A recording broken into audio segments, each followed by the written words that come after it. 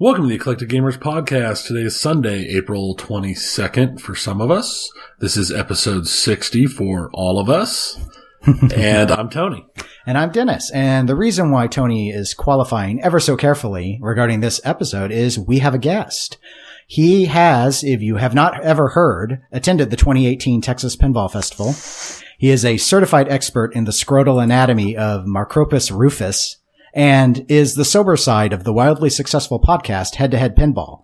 We welcome Ryan C. to the Eclectic Gamers Podcast. So, welcome, Ryan. G'day, lads. It's nice to be up at 6 a.m. talking to you guys. What, 6 a.m.? Whatever do you mean? It's after 3 p.m. here. It's actually Monday. I'm from the future. Sunday night is a good night, don't worry. You will sleep well. Excellent. Well, we could have gone and made this episode 61, but post-dating episodes and then going back is lame. So there's no way that I will ever permit such chaos to happen on this show. How you guys going? During this show, did you, I thought you guys gave up on life. Oh, yeah. Well, that is a good point. We were suggested to the straight down the middle gents when busy not defending, JJB constantly do take the time out of their day to give us a hard time, and we greatly appreciate it. But, they are right. We basically modeled our show on that philosophy. Yeah, I don't even play pinball anymore. I just show up for the podcast and then I go back into coma until it's time to record the next episode. Are we smack talking each other, or am I like part of the show now? Sure, you're our guest. You may do whatever you want. Well, let me first. Any profanity I have to go back in and beep out. So sure, let me first smack talk. Straight down the middle, guys. He likes JGP, but he also likes American Pinball and Houdini. Go to Pinside and look at Houdini. Yeah, look at the stuff for sale. He's currently selling it already. So what does that say? Oh, either he's a fickle man, or he's a filthy flipper. Take your pick. Whoa, that's almost as brutal as locking in an Iron Man LE and immediately trying to sell it for $2,000 profit. 3,000. 2,000's, oh, 3,000. That's nothing. Sorry. Here in the Midwest, prices are lower on pins in the Midwest of the U.S. So I'm sorry. I forget that East Coast inflation. Well, this is our intro period. So I mean, most of the pinball fans probably know your show because it's wildly successful, as I totally legitimately said in the intro, but, and we'll have a link to it in the show notes for anyone who is not familiar. I do highly recommend checking it out because you and your, co-host Martin do an excellent job covering pinball, but it's, anything you want to talk about in the intro it's free to you. Yeah. I don't know how to class a pinball podcast as wildly successful, because as you know, pinball is quite a small hobby. And sometimes you are people only listening because, it's pinball and it's small, and I guess there's only, we always say there's a lot of podcasts, but, you guys venture into the gaming world, and I'm guessing there's like a million podcasts for that, and there's so many options, right? Well, you do raise a good point. It's all basically a slice of whatever you look at. So yeah, you look at pinball and I don't know, if you were to do an iTunes search, for example, for podcasts related to pinball, you'd probably get something on the order of 50, including the defunct ones. Yeah. Whereas on video games, it is very different, because on the pinball side, the news is covered by hobbyists. Yeah. I mean, that would be my fundamental core difference. On the video game side, there are podcasts. They are professionally produced by paid employees, mostly of gaming news sites, that are covering all of that. So even the ones that get really fun and are very banter heavy, like Giant Bombcast and Beastcast, those are still paid individuals who are putting out that level of content. So on the video game side, there are lots and lots of video game podcasts. They don't tend to circulate around the news so much. Some of them focus on retro. Some of them just focus on their gaming. That's part of the reason why when Tony and I do cover video games on the podcast, which for our video game fans, we are not talking about at all today, except during this part. It's why we usually just talk about what we play rather than covering the news, because IGN covers the news, Bombcast covers the news. We can't add anything that professional journalists aren't already doing. I can't spend the amount of time. They get paid to do in depth of the how do we news get and paid? to read every little thing. I have an actual, You get paid with the adoration of the pinball community. Don't you feel their love? Not at 6 a.m. Not at 6 a.m. You don't feel our love. This stings. Well, that's all right. Then I guess I guess you don't. But, you know, when you see the figure of how many people are listening, you're like, how much am I getting paid for this? You got to do the straight down the middle thing. You got to get Penn Stadium to sponsor your show. 14 sponsors at the start. Or Pinball Podcast had Nifty LED for forever and a day. That's what you just gotta do. You gotta get Pinball Lifter, pinballlifter.com. Get them. Yeah.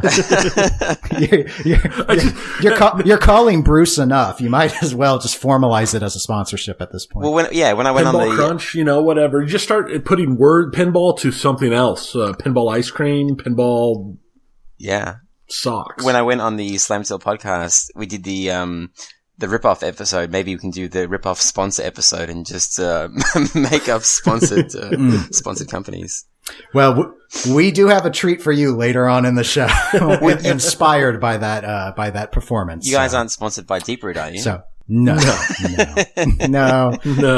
we don't have any inside scoop on anything. It was as new to me as it was to everyone else and actually I had not tell Tony about this, but I believe yesterday, Robert Mueller, who, listeners may recall a few episodes ago, we did do an interview with, but not during our interview, but since then on Pinside had mentioned that he already has a standing agreement with Warner Brothers that if J.K. Rowling allows Harry Potter to be made, Deep Root has right of first refusal to do it. Yeah. Everyone was like, Everyone downvoted that. That was funny. They were like, no, we don't want that. I've turned off downvotes because I want Pinside to be a happy place, so I don't see downvotes anymore. I've just decided that's my approach to have a happy world. I considered that, but when you wake up and there's like 300 new posts in the JJP Pirates spinning disc thread, I'm like, how do I read this? I'll just scroll through and look for the red and look for the green, and that should give me an idea of what's going on. That's interesting. Yeah, it's sort of color coded threat assessment. Exactly. Yeah, that's very if nothing initiated enough response, then you could just ignore it. I'm probably missing out on a lot of good content from people that aren't popular enough to get the upvotes, but I don't want to spend 3 hours reading about a spinning disc in one day. Yeah, you got to spread that out across the week. Okay, well, I guess my intro segment stuff is Mrs. Penn. I mentioned her podcast that I knew it was out. I heard the interview with Mrs. Penn, Ryan, that you and Martin did. I thought she was very funny. I listened as of episode 10. I like her show. She's new to pinball, and I think she's doing her podcast the right way. It's focusing on a new person learning about pinball. So I got a link in the show notes for anyone who wants to try out a new podcast that's oriented towards what it's like as someone sort of walking in like a wide-eyed doe into the headlights of this hobby. And the only other thing was a Pizza West tournament. That was one of our monthly tournaments. I was at that yesterday. Did not do very well, but at the start of it, the guy who operates those machines and runs that tournament, Eric, came up to me and mentioned that he heard the episode Tony and I did a couple months back with Taylor Reese from This Flippin' Podcast. Mm-hmm. And he heard my remark about how I wasn't a fan of Williams flipper mechs, that I prefer the Stern flipper mechs. And he asked me if I based that opinion off of his Stern games, and which I do like. And he said because he actually replaces the Stern mechs with Williams mechs underneath the playfield. I mean, the brushings and the flippers are still Stern. They have to be, but the underneath, the guts, those are, as much as he can get away with making Williams, are Williams. So now I don't know what to think. My whole my worldview. Your worldview has been crushed. I was just waiting for him to tell me that all the wide bodies I thought were wide bodies, he just puts like little fat coats on and makes them look bloated, but they're really just standard bodies. So my worldview might be shaken here. I don't know. Well, you like a mix. I do like how his You like a mix, right? Apparently, yeah. I want a mutt. I want a mixed breed flipper. The only thing I know is I still don't think too fondly of those pointy Gottlieb flippers. Those things go bad, and they're even working. They're not quite the same. I don't know how much of it is just not being used to it. That's the only thing that annoys you about Gottlieb stuff is just the flippers, not the rules. And the rules. No? Yeah, the rules can be frustrating, but I mean, the company operated under such interesting constraints. I mean, doing parallel development on the surface is a terrible idea for a quality product, but that was just what they needed to do to reach their output goals. And I mean, say what you want about the rules, which I think you could say a lot very negatively. And I think it's very fair. But you know what? They produced machines. They produced machines better than at a higher frequency and volume than practically any other existing manufacturer. So they got something right for a while too. So once again, quantity is a quality all of its own. That's actually a very good point. Yes, there is quality over quantity is all well and good, but you got to have a certain level of quantity, or no one will ever know what your quality is. All right, Dennis and Tony, here's a bit of smack talk. When are you guys going to buy some good games? You've been in the hobby long enough. What do you mean? What do you mean? Silver Slugger? Yeah, Silver Slugger, man. You played a bad copy. Yes, I did. That was the problem. That game's got flow for days. Hey, I have a Star Trek. I thought you liked Star Trek. Why do you hate Star Trek? The Pro is the peasants version without the up kicker. It's just a horrible game. Oh, we got some money. We got a Mr. Moneybags on the show. A Vook. Like, it adds nothing except it makes you have a slow ball. It's like, hey, look, here's this highly predictable Vook that's going to feed perfectly. That's just what I need. An already relatively safe game to feed even safer. I swear. Superman by Atari. Come on. All right. Superman is pretty poor, but in my defense, that game was free. So that's why I have it. Okay. All right. That's my trash talking done. That's the best I can do. That was pretty good. That was pretty good. Peasants version. I'll use that on someone who I hate, and they'll be like, Dennis, you're the cheapest guy in this hobby, so it won't work, but I'll try it anyway. See if I can get it. Peasants a good smack talk thing. Sorry. A good smack talk thing to say because, it was used kind of back in the day and no one is really a peasant anymore, right? Like there's no castles and we're not in the medieval times. So you can say peasant and get away with it. Well, except maybe in Myanmar, but sure. Tony, intro, anything? I was joking earlier about not playing pinball anymore, but honestly, I haven't played pinball since Texas. Ouch. I've had something going on every tournament lately, and I just haven't had the chance. I've got lots of video game stuff coming up in the next several weeks, but I've done so little of anything that doesn't involve work or family stuff lately that no, I got nothing. You need a new host, Dennis. This is my resume. Yeah. I need one that plays more. Yeah. All right. Well, I'm stuck with living with Tony still as my host for the time being, so we're just gonna move on. I mean, I know you can't find anybody prettier, but oh my gosh. Yeah. This is a constant problem. I am the ugly one, visually and audibly, but I try and make up for it with content. And speaking of content, it's pinball time. Of course, as I mentioned already, it's going to entirely be pinball time today because Ryan is our super special guest. And we're going to open with news like we usually do. And I thought the first thing we should start with is actually Alice Cooper's Nightmare Castle because it was at the Midwest Gaming Classic. And there was some very nice audio video capture. I focus on the audio side because I guess they had a shotgun mic or something. And so, Ryan, I know you sent me the link to the video because I had trouble finding it. I wasn't searching under MGC. What were your thoughts getting to actually be able to hear Alice Cooper? Because I don't know about you, but I couldn't hear a thing at Texas when I played it. Yeah, no one could really hear what was going on at Texas. It was hilarious that they had TNA, just so much louder than the new game they're trying to showcase. Well, it does have the better soundtrack. Yeah. Well, and I think that I guess they were not hiding, but they didn't want to really try and showcase how little content was in there at the time.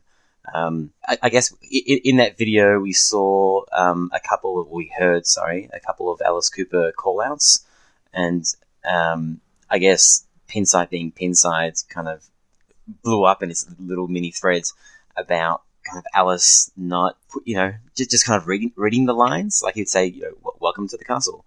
And then of course Charlie came on and said, that's normal. That's what Alice is like. You haven't done anything yet. He's not going to be all excited when you just kind of enter the castle and you're about to battle a monster. He'll get excited when you actually hurt his friends and do that kind of stuff. But it's interesting, I guess, because I guess Alice fans understand that. People that aren't Alice Cooper fans don't. Okay. Yeah. And when I heard it, it did to me remind me of reading off of a card, basically, and not, there wasn't much in the way of inflection. Here's an analogy that I know you will get, if not appreciate, Ryan. On Star Trek, even the peasant version, if you ever, you're fighting Khan. Yeah. And I love most of Carl Urban's callouts in Star Trek, except when you lose in that, and he goes, Khan. Why does it sounds like that? It sounds like he just was like, I feel like a dork, and I'm not going to say it really passionately, and so it just sounds. It's like one of the 10 worst callouts in pinball. I don't understand why no one likes that. I'm like the only person that really likes that call out. Maybe it sounds better on the Ali machine with the premium like speaker set and the metallic grill that it's coming out of. I'm thinking it's a reasonable argument, or perhaps you can't really focus on that because you've been blinded by a green laser pointer. And so while your brain is essentially trying to fight off an epileptic spasm from the light show, you don't really focus so much on that really lame call out. Yeah. Anyway, okay. so yeah, when I played the Alice Cooper stuff, I thought the lines, I liked the lines, but the delivery I thought sounded like, oh, well, we just went with one take. Not amateurish. The recording capture, the sound quality was very good. But I thought he would have sounded at least a little more energetic. I get what Charlie's saying. I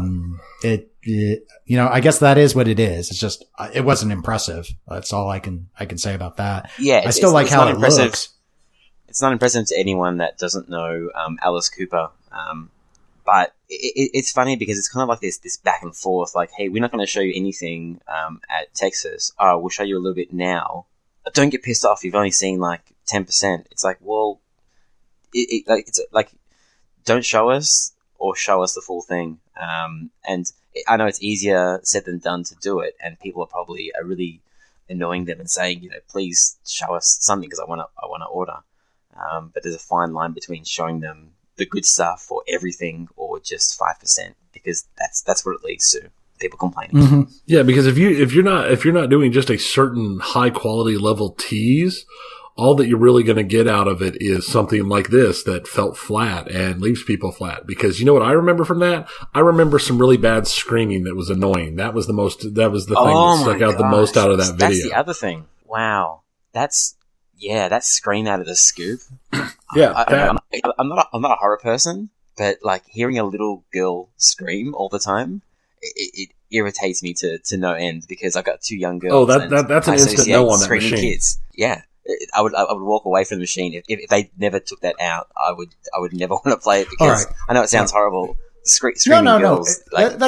Let's try and rank that then. We'll have a little fun. Let's try and rank that. Where's the Alice little girl scream fall in the range of Bobbity Bobo and if any of you know, early on, the Mustang code with the constant whinnying horse? I think the scream would be way more annoying because it's kind of fingernails on chalkboard, while also, especially if you've got young kids, you hear certain levels of scream, and the very first thing you do, even if you can tell instantly it's not your kid, as your head pops up and you're looking around to find out what's wrong and where. Exactly. It sets off a weird parental response for me, because I'm still fresh into, only 6 years into the kid world, which it's yeah. And there's so many entrances to the subway, and I'm not sure if it's every single exit out of the subway. But as I said, we're talking about something that is still in, I guess, alpha code.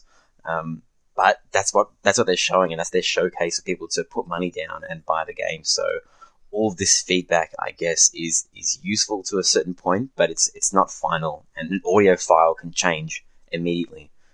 just a click of the button and it's gone. Yeah. So they should do that. Hopefully Charlie will at least, if he wants to, well, I'm assuming he'll want to keep the scream and that's fine. Just dial it way back so that it's only used. The scream's at like a 10 right now and we need it to be about a 3. Okay. Yeah. Let's just hope that they'll just move the scream down to the same level of interest and energy that Alice has in Welcome to the Capsule. If the scream's at that level of energy, we'll be okay. Gosh. Oh. That's a good one. Should be a menu option. Annoying scream on, annoying scream off. Well, they had to do that with Ghostbusters with that random screen. Yeah. It's still on though in every single location Ghostbusters. Yeah, it's not super intuitive for most people to I guess to figure it. I don't know what it's labeled as in the menu. I mean, I don't have a Ghostbusters, so I've never looked. I just know that it is possible. Well, yeah, they've got the generic settings, and then they've got the game specific ones. And in all the modern Sterns, it's like 120 plus. So yeah, someone's dialing through the menu individual items 120 times to find it. They're like, I'll just leave it on. I'll just deal with this with in my life. Well, I think that the scream and trying to fix what's wrong and get it right is a truly excellent transition to something that Ryan already got to talk about almost a week ago on his show. And that will be Jersey Jack Pinball and the production changes announced for Pirates of the Caribbean. And this would be our big news item of the news segment, obviously, because we have not yet spoken about it. For those that don't know, Pirates of the Caribbean is the next Jersey Jack game that was revealed back at Expo last year to great fanfare. They sort of stole the show. There were a lot of comparisons about how Stern was focusing on how beer plus pinball equals $signs. And Jersey Jack was busy showing off a game by a new designer, Eric Munier, and a theme that people knew and recognized. And they just late 2 weeks ago now, we're about 12 days out from more like 10 like days everything, out, right? the big news drops immediately after we drop it. It dropped on a Friday after the last episode we did. Yeah, there. So that makes sense. So anyway, the announcements were the physical ball lock treasure chest, the lid on the prototypes has been opening and closing, and they were just going to keep it open because there were some issues with ball rejects. And the bigger news, according to the community, which is the 3 concentric spinning discs.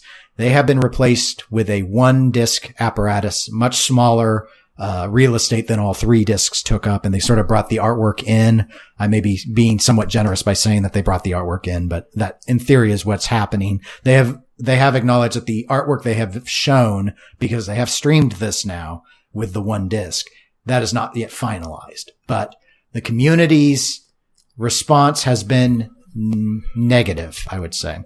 And I want to mention ahead of time, because, straight down the middle, actually, who we ribbed at the start of the episode, they actually spoke about this at great length, and I think raised a lot of valid and interesting points, very supportive of Jersey Jack's decision here and what the game still has to offer. I have a different take. But I guess I want to start and just sort of get some thoughts from you guys. And I guess I'll have Tony start first, because we both play Pirates. Mm-hmm. And I think we both acknowledged on our post Texas Pinball Festival episode, the discs were our favorite thing about the game. Yeah, they were. So Tony, what are your thoughts about these announced changes? Well, the treasure chest lid, I mean, that's nothing. It's fine. Whatever. It's no big deal. I don't really care either way. But the discs were actually the only thing about the game that really grabbed me, because I think the theme is terrible. I've always thought the theme was terrible. I mean, Pirates of the Caribbean was relevant, a decade ago? They had a new movie recently. They had a new movie. But that doesn't mean they put out I mean, at this point, I think a Fast and Furious machine would be a way better deal than a freaking Pirates machine. Cool. And really, the only thing that really interested me in the entire thing is the 3 spinning discs. I thought it was a great idea. It looked great. It did fun stuff on the field. And now that it's gone, it's like, oh, look, it's the Hobbit 2 Electric Boogaloo. Ryan, what are your thoughts? Now, Ryan, as a Hobbit owner, what's your response? Hobbit 2 Electric Boogaloo? Come on, you gotta let that simmer. You gotta let that simmer. Okay? Oh, that's Hobbit something 2, that you'd hear on Electric Slam Tilt all the Boogaloo. time. Okay. I'm not giving him points for that crap. Now, Ryan, you're a Hobbit owner. What are your thoughts on Pirates? I don't know. That has to do with the. Well, Hobbit, obviously, they're both terrible. You may now proceed. Oh man. I mean, the news is only a week and a bit old, but it feels like we've been simmering on this news for, I don't know, months, because it's just back and forth all the time, and it's exhausting as someone trying to keep up on all the happenings. There's my alarm to wake up. It's exhausting to hear, to kind of read everything, and it's very hard for me to kind of form an opinion, because my opinion now is almost based off everyone's reaction, that people are overreacting, and I don't have the Pirates ordered because it's 15,000 US here. Sorry, it's 15,000 Australian dollars here. It's more than, whatever the conversion rate is. We've got a bit of a raw deal going on, so it's not in. I'm not going to order. It's too much money. So I can't put myself in everyone's shoes and say, I'm upset because they took this out. I don't personally see spinning discs as something that's incredibly fun. Maybe the 3 spinning discs is a little bit more fun than a single spinning disc, but it's probably less fun than magnets for me, because I can kind of see it moving, and the real wow factor for me was going to be when it stopped and awarded you the mystery award, which it's still going to do, just not in a physical form. Right. I'm in a similar boat in the sense that I'm not in the market for any of these Jersey Jack games because of the price point, without an insane conversion rate. I was, somewhat looking forward to seeing it on location, and we may still. I've not heard that our operators who do have a willingness to actually put JJP out on location saying they were not going to do it anymore. I have no idea. I don't, as a default rule, have any inherent love for spinning discs. What I liked about the spinning discs with Pirates was it added an element of randomness to a game that I feel plays too safe without them. So my concern isn't that it went from 3 discs to 1, because I don't know how much of a difference discs that can move in different directions at the same time honestly means to, putting English on the ball in a confusing way. These balls are moving so fast, people get confused. This is not like frame perfect Street Fighter combat going on here. So, my concern is more that the disc is much smaller. The amount of space which is in contention to be randomized is much smaller now. And I worry that the game will play too long. Because I felt it already plays a bit too long, which is my big complaint. One of my big complaints with Hobbit is I think it plays too safe, coupled with its terrible side-to-side action.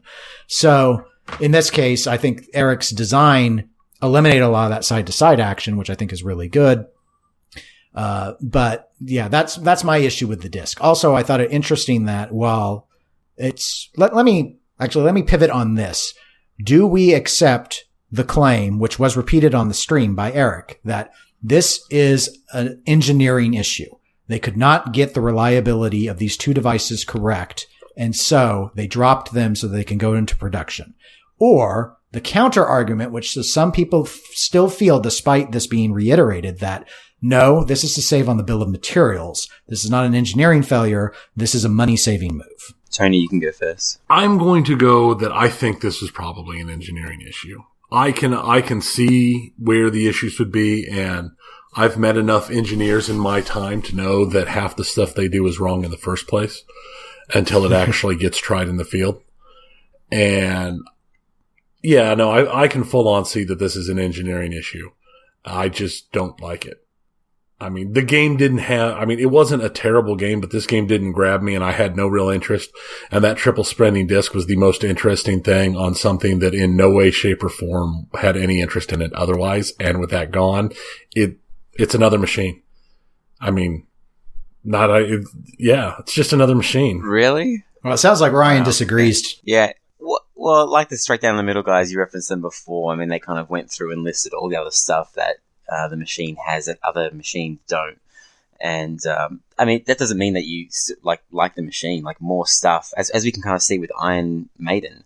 people are losing their, I can't swear on this podcast.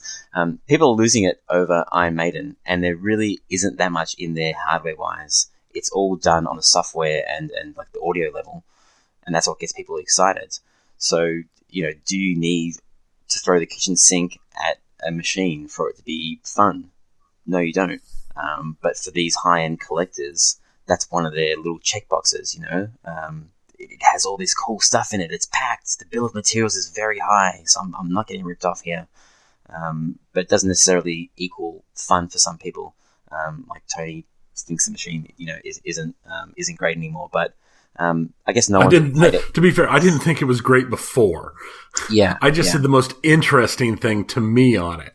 I wasn't a huge fan of it before that. But is it interesting when the ball is spinning and you don't know where it's going to spin out, or is it interesting because you've never seen it before and it's just a thing? Like, hey, there's only one game in the world that has 3 spinning discs. That's a valid point. I don't know. I hadn't thought about it. For me, it's just the randomization was what was interesting. I didn't care that it was 3 discs. If it had been magnets, I would have been just as pleased. Yeah, I mean, no one really knows what's going on behind closed doors at Jersey Jack, and I guarantee that they absolutely hate people like us and Pinside speculating if it's getting costed out or if it's an engineering issue, because there's probably nothing more painful than what Eric is going through, like designing your first design, everyone cheerleading you, and then having to remove something that you've shown and people have fallen in love with. I think if it was costed out, it would have probably been done earlier. It almost doesn't make sense that it's getting costed out now. It was meant to be online already. Jack kind of earmarked Q1 of 2018. Right. So they're already a month and a half, and they haven't even shipped one. I was at the factory a couple of weeks ago, and there was nothing on the line.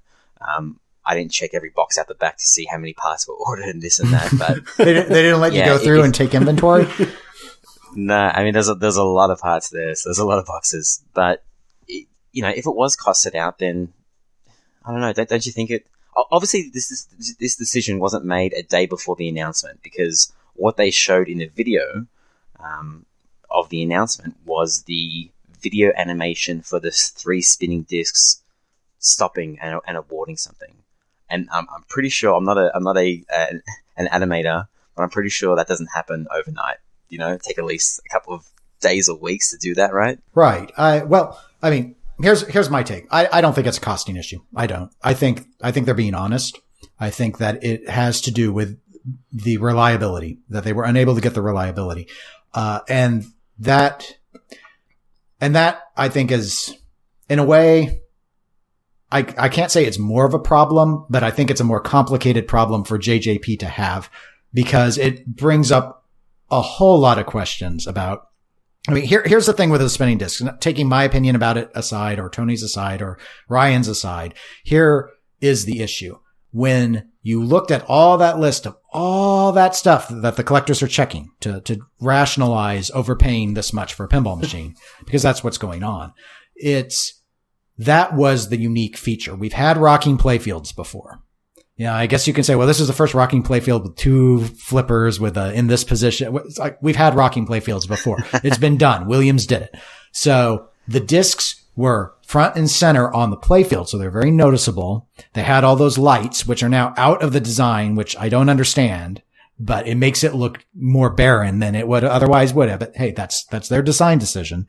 And they could at least, even if it didn't mean a lot, even if it didn't change the ball as much as any old magnet or one spinning disc would, being able to say concentric spinning discs, never, ever, ever been done before. And they marketed with that. It's in the materials. It's still in the materials. Yeah.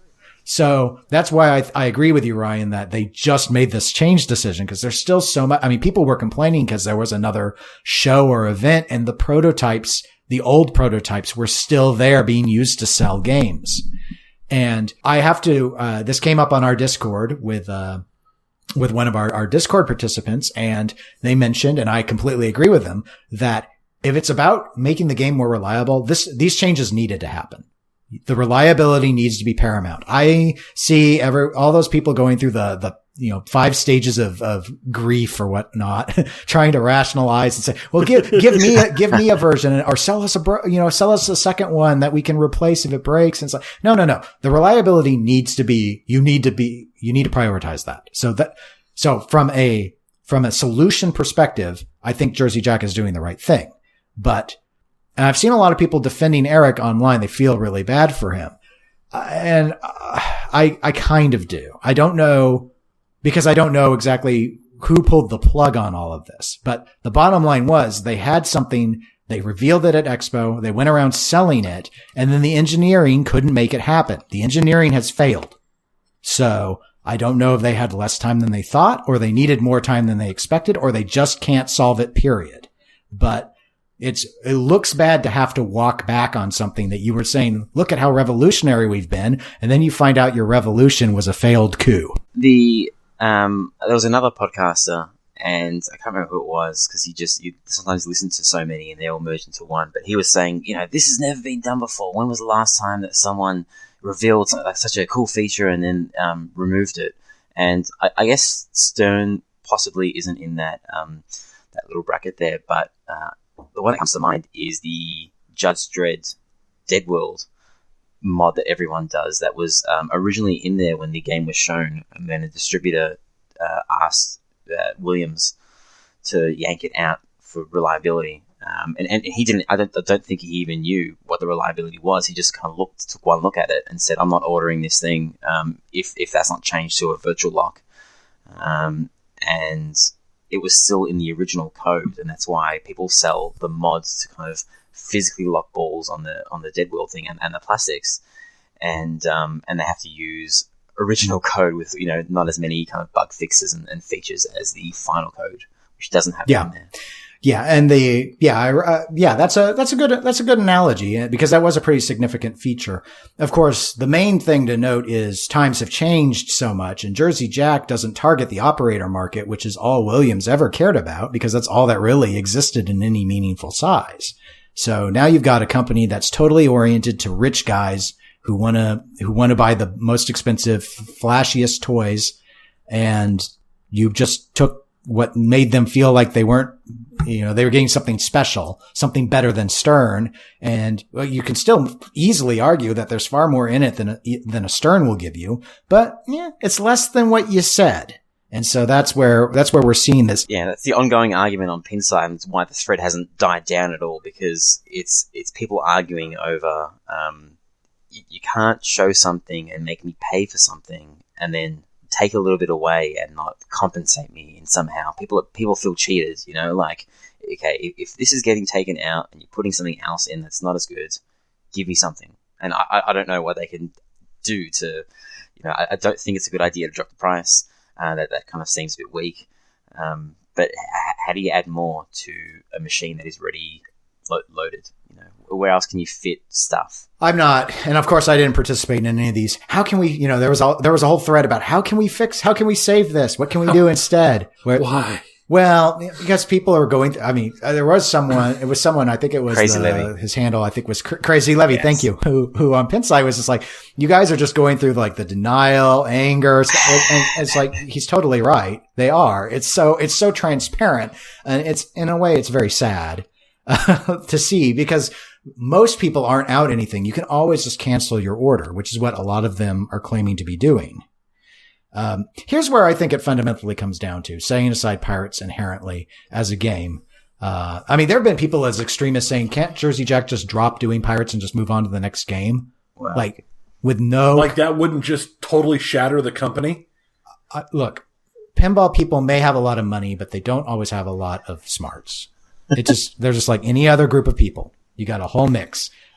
They're just getting to the point where they're almost putting out a game a year. Almost. If nothing else screws up. Well, and purportedly, this is supposed to be a company that is positioning itself to be doing 2 to 3 games a year, or 3 to 4 games a year. I want one successful game per year. This is what the people want. Well, the people want a lot, and they're wrong a lot of the time. I'm going to tell you what the people want. They ain't ever going to get. They want Jersey Jack to be Williams 2.0. Never going to happen. Never happened. Williams has good games. Ouch, that's so mean. Here's the thing. Williams is dead, and people need to let that go. There will not be, if you are hung up on Williams that you can't move on, then Chicago Gaming has a bunch of remakes coming down the line, and you can buy those games and you can enjoy those, and then you can complain that the flipper timing feels off on Attack from Mars. You can do that. Ryan, you can do that. Yeah, you guys smack talking the public. But look, gotta smack talk the podcast.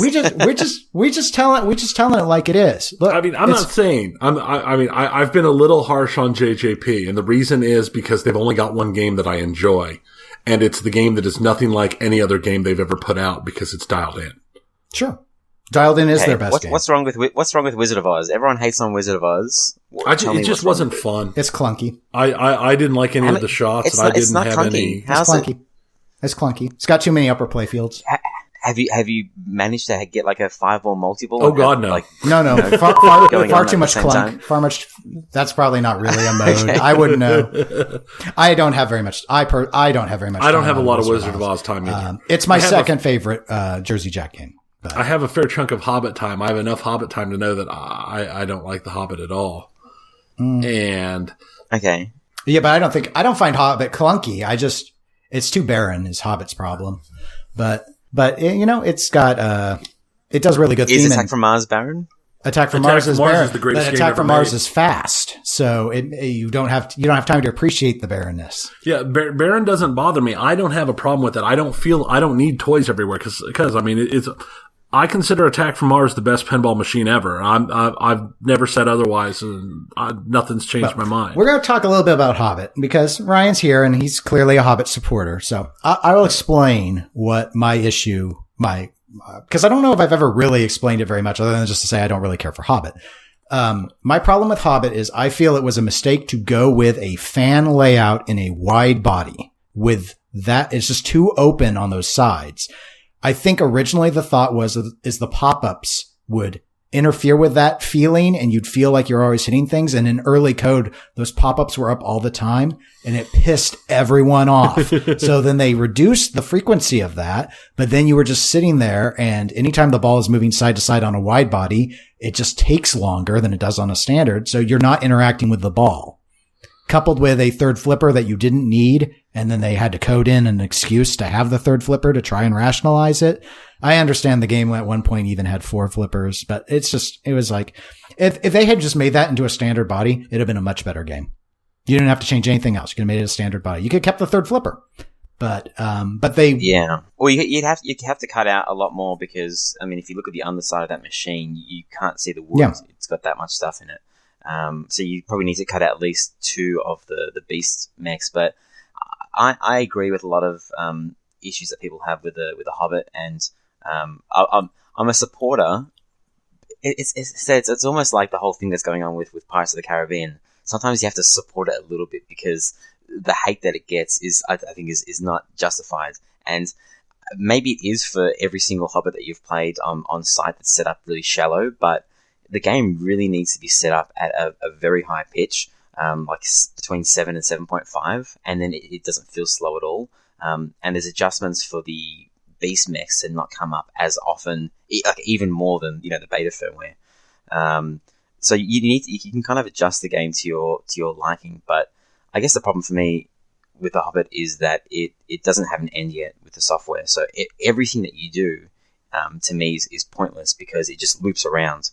And there's even though there's more code in there than any other game and more animations and more modes, they don't lead to anything. So you're on this quest for nothing because you get to the third wizard mode, and then if you win or you fail, you just back to the start where you do the first wizard mode the second. Obviously the shots, it's the 2 easiest shots in pinball. Those 2 middle shots, and then everything else is hard. Hitting those orbits, not the easiest thing. Hitting the VUKs, not easy either, and not very satisfying. I guess that's Hobbit is the machine that made me learn what I don't like about pinball, and I never knew I didn't like certain things until I bought the Hobbit, like a smooth playfield. I there's something that I like about the ball rolling, and I never knew that existed until I bought the Hobbit, and it didn't do that. The ball bumps from left to right because of the beast flaps, because of the lock rollovers, and I was like, this feels really unsatisfying when the ball's like, getting propelled forward or coming back to me, that it's not coming back on the same path. And that's why I don't care too much about, spinning discs and any bumps on the playfield. But I've got mine out on side at the moment. I got so frustrated with it, the code not progressing forward, that I didn't want to sell it because I loved so much about it. So I was out on site making money, and I will bring it back home when the code is done, which is apparently after Pirates of the Caribbean. So who knows when that will be. I know they're still planning to do it. I'm a bit surprised it has been put off. I got it at first because, Dialed In needed to be taken care of, but Dialed In is done. So you always wonder what's... I guess it is what it is. Sorry to jump in once more. You always wonder what they were doing the entire time the code was delayed, because, The Hobbit was announced was it 2012 or 2000? A long time ago. The code should be done. Yeah, it was longer than Woz was. Yeah. It took longer for it to come out than it did Wizard of Oz, which is why everyone thought that they were really questioning if Jersey Jack would survive The Hobbit. Obviously they did. And then they put out Dialed In, which they did so much faster. And now the timeline's slipping again. It's slipped. As you noted, Ryan, Q1 was clearly conveyed for Pirates, and now purportedly it's going to be Q2. With this very feeling last minute announcement on changes to the engineering, it does suggest that they really do want to and need to probably get it online, so that they can start doing production, but it's not being produced yet. And it's not leaving these, that's the issue. When you're catering to people that are spending between $9,500 and $12,500 US for a game, they're really going to think that they have creative control over how many toys you put in it. So when you start taking stuff away and your only thing that you can say is your new stuff's more reliable, that's why, they're just people that they want creme de la creme. They want things that humiliate Stern. And there are a lot of JJP supporters, I think, that just support JJP because they hate Stern for whatever reason. And there are plenty of reasons you can pick to hate Stern, but it's, maybe not the best, emotional reason to be involved in the hobby, in my view. Nonetheless, whatever motivates you. That's an interesting point about the Hobbit code. The same thing I've wondered about with Dutch. It's like, where's your final Wizard mode for Big Lebowski? You're not busy building them. But I don't think they're. I think they made an announcement a while ago that their coder. This is during their webinar thing, that their coder is kind of not working on the machine at all. Correct. But he will once, I guess. Yeah, he's super duper promises. Comforting. Yeah. I think that directly translates to, once you can find some money to pay me to finish it, I'll come back and finish it. But until then, I have to pay rent and get food. So I'm going to go work on a paying job. Yeah. He has a day job, is my understanding. Okay. Well, we'll go to the last news item, and look, I get to make it a news item because I wrote it. Yay. Yeah, Pinball News went ahead and ran an article. Tony has been bugging me about when will the article come out about explaining why wide body pins are geometrically inferior to standard body. And I'm far too busy to write that article, but I wasn't too busy to write an article about the rise and fall of Atari's pinball division. So there's a link in the show notes if anyone wants to learn about Atari, which, and this is how it ties all into Tony's thoughts, only made wide body pins. And thus they fail. There you go. That's the article. And anyway, it goes into some of their generational design stuff. I asked a question to Steve Ritchie during the Texas Pinball Festival seminar he held about Atari, because I'd been planning to do this for a while, but I wanted more information than what I already had. I finally had enough to sort of hammer it together. The reason why I'm bringing it up here, besides self-promotion, of course, is Atari's pinball division. They formed it up in 1975. Their machine production was 76 to 79. In that period, they put out 7 games. This was a company that totally failed at pinball. Looking back on it, aside from Superman and the novelty that is Hercules, all their games are turds. They're all terrible. But you look at that date range and you look at the number of machines they put out with a production that was so inefficient that one of their vice presidents acknowledged that what Bally could make in 2 weeks took Atari 4 months worth of work. And they still, numerically, production-wise, are better than almost any existing pinball manufacturer in the game right now. So don't y'all be celebrating this. It's the new generation of manufacturers. Yeah, that don't build anything. I'm just saying we are in a pinball resurgence right now, but let's not think too highly of ourselves here.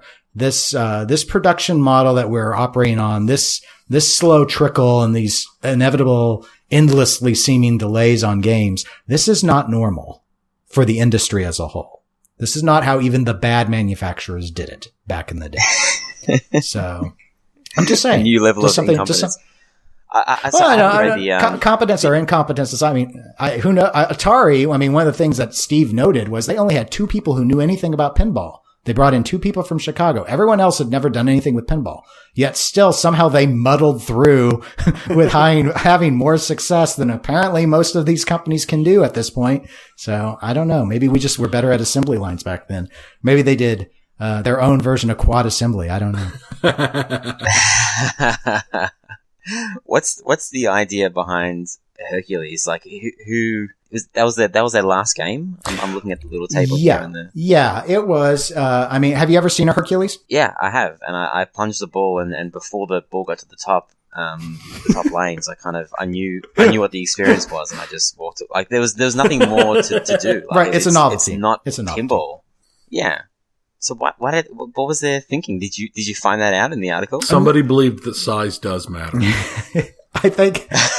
Well, I think they were just looking at things that they thought operators would think would make money. And the only interesting, I guess, element that I can tell you about Hercules is that my understanding is within Atari's pinball division, it was a different team that was doing that, and they, I think, took a lot of the obviously it's very, very large, but they took a lot of the parts concepts and were trying to sort of mimic some of the stuff Bally was doing with that game. I would say they mimicked it in a very not successful way. But some people will argue that it's not great because of some of the issues they faced with the sizing. And of course, trying to find parts at this point is incredibly difficult. It actually isn't terrible shooting. It's just, if it wasn't large, it would be very pedestrian game. But, so yeah, that's about all I know. There were some different, Is it better than The Hobbit? Is it better than I've not played Hercules, so I can't tell you. Yeah, I can't make a judgment call. I've not played it. I've just watched video of it. You could ask me if Superman is better than Hobbit. Is Superman better than The Hobbit? The rules are better, but it doesn't shoot as well. How about I leave that? Superman, Superman unfortunately has a lot of wasted space. Hobbit actually uses its space relatively well. It's just, unfortunately, it's so wide open in that middle area. Superman makes you shoot around the table very, very, very well, but you got 2 spinner lanes, and they are, especially the left one, it's super lame. It's so steep that you need a solid hit because it's got to go around, and it just starts doing this like S-shaped routing, and you're like, what was Steve thinking? It was only his second game, so I guess he was thinking I had to use as much space as I could on these huge wide body Ataris. Can you link in the show notes? I'll find the link for you. Carl D'Angelo playing his Hobbit at home, and you tell me if it looks like a slow game. He ended up selling the machine, so that tells me everything I need to know. They love the machine that it says. Yeah, well, it's just saying that it's slow and floaty. There's bad things about the machine, but slow and floaty, I think, isn't one of them. Okay. Anyway, that's enough about The Hobbit. The Hobbit is probably done on this episode. I've mentioned it so many times. That's fair. Okay. Well, we probably bagged on Hobbit enough, and we do have Ryan here, so we're gonna move away from news now, and we're gonna do a little segment on collecting. Because Ryan, you're only our second ever real pinball collector. Our first one was Taylor, who we had a few episodes ago, and his collection approach was, I feel, very different than yours because he started a long time ago. He built it up over time while he was working on movie projects and such. Whereas you have a pretty sizable collection, I think. How many pins are you at this point? 20. if I go on Pinside, it's 22, but one of them isn't mine. I'm minding it for a friend, so that's 21. And one of them is... The answer we were looking for is a lot. Yeah. It's a lot. And we're looking for a lot. Okay. So you have over 20. I'm not going to make you name them all. That's just weird. So I guess... So what's been your process? Cause you acquired a lot of these over a relatively short period of time. I remember when you and Martin started your show up, it sounded like about every 16 hours you were going off and picking up another pin.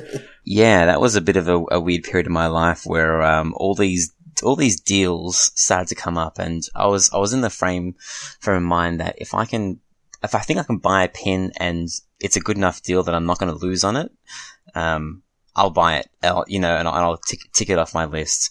I guess I've never really had a hobby, that I've liked so much in my life. And I wasn't the kind of guy that went out in my 20s and spent, $200 getting drunk every night. So I guess I felt like I can splash out on this. I finally found the thing in my life that I can go and spend my life savings on. We'll make sure your wife doesn't hear that part of the conversation.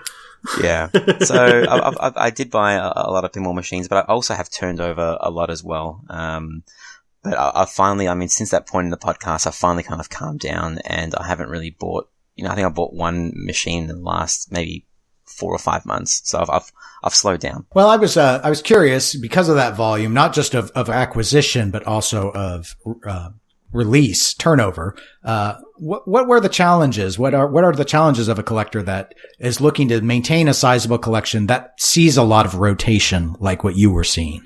Well, maintenance wise, I would always try and buy machines that were kind of ready to go. They were all kind of the Bally Williams era, like the 90s onwards.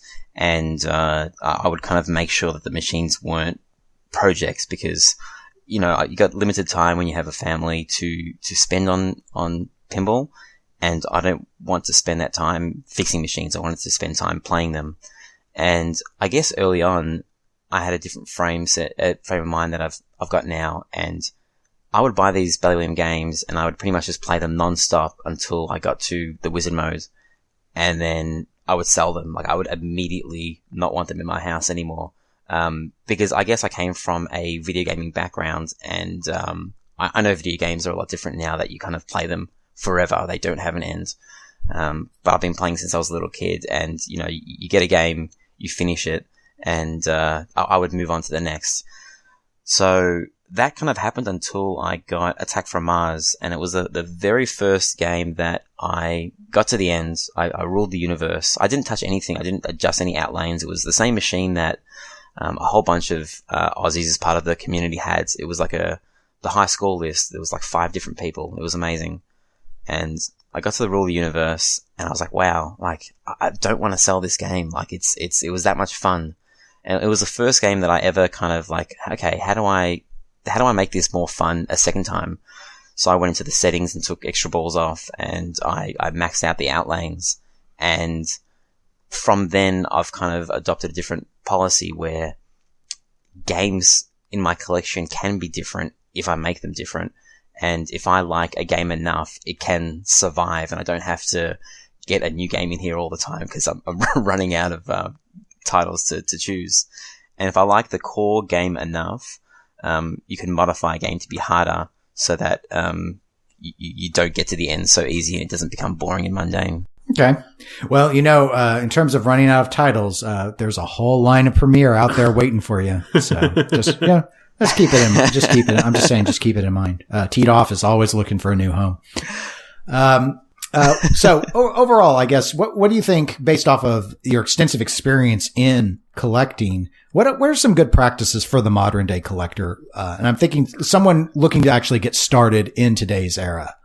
Because, for example, Taylor he had a very unique viewpoint, and it started back before there was the resurgence, and the environment was different. The pricing was different. What was available was different. The inability to get parts was different. But you've come at it much more recently. So I'm curious in terms of good practices, because I don't buy enough enough pins, period, to really tell you what's a good practice or not.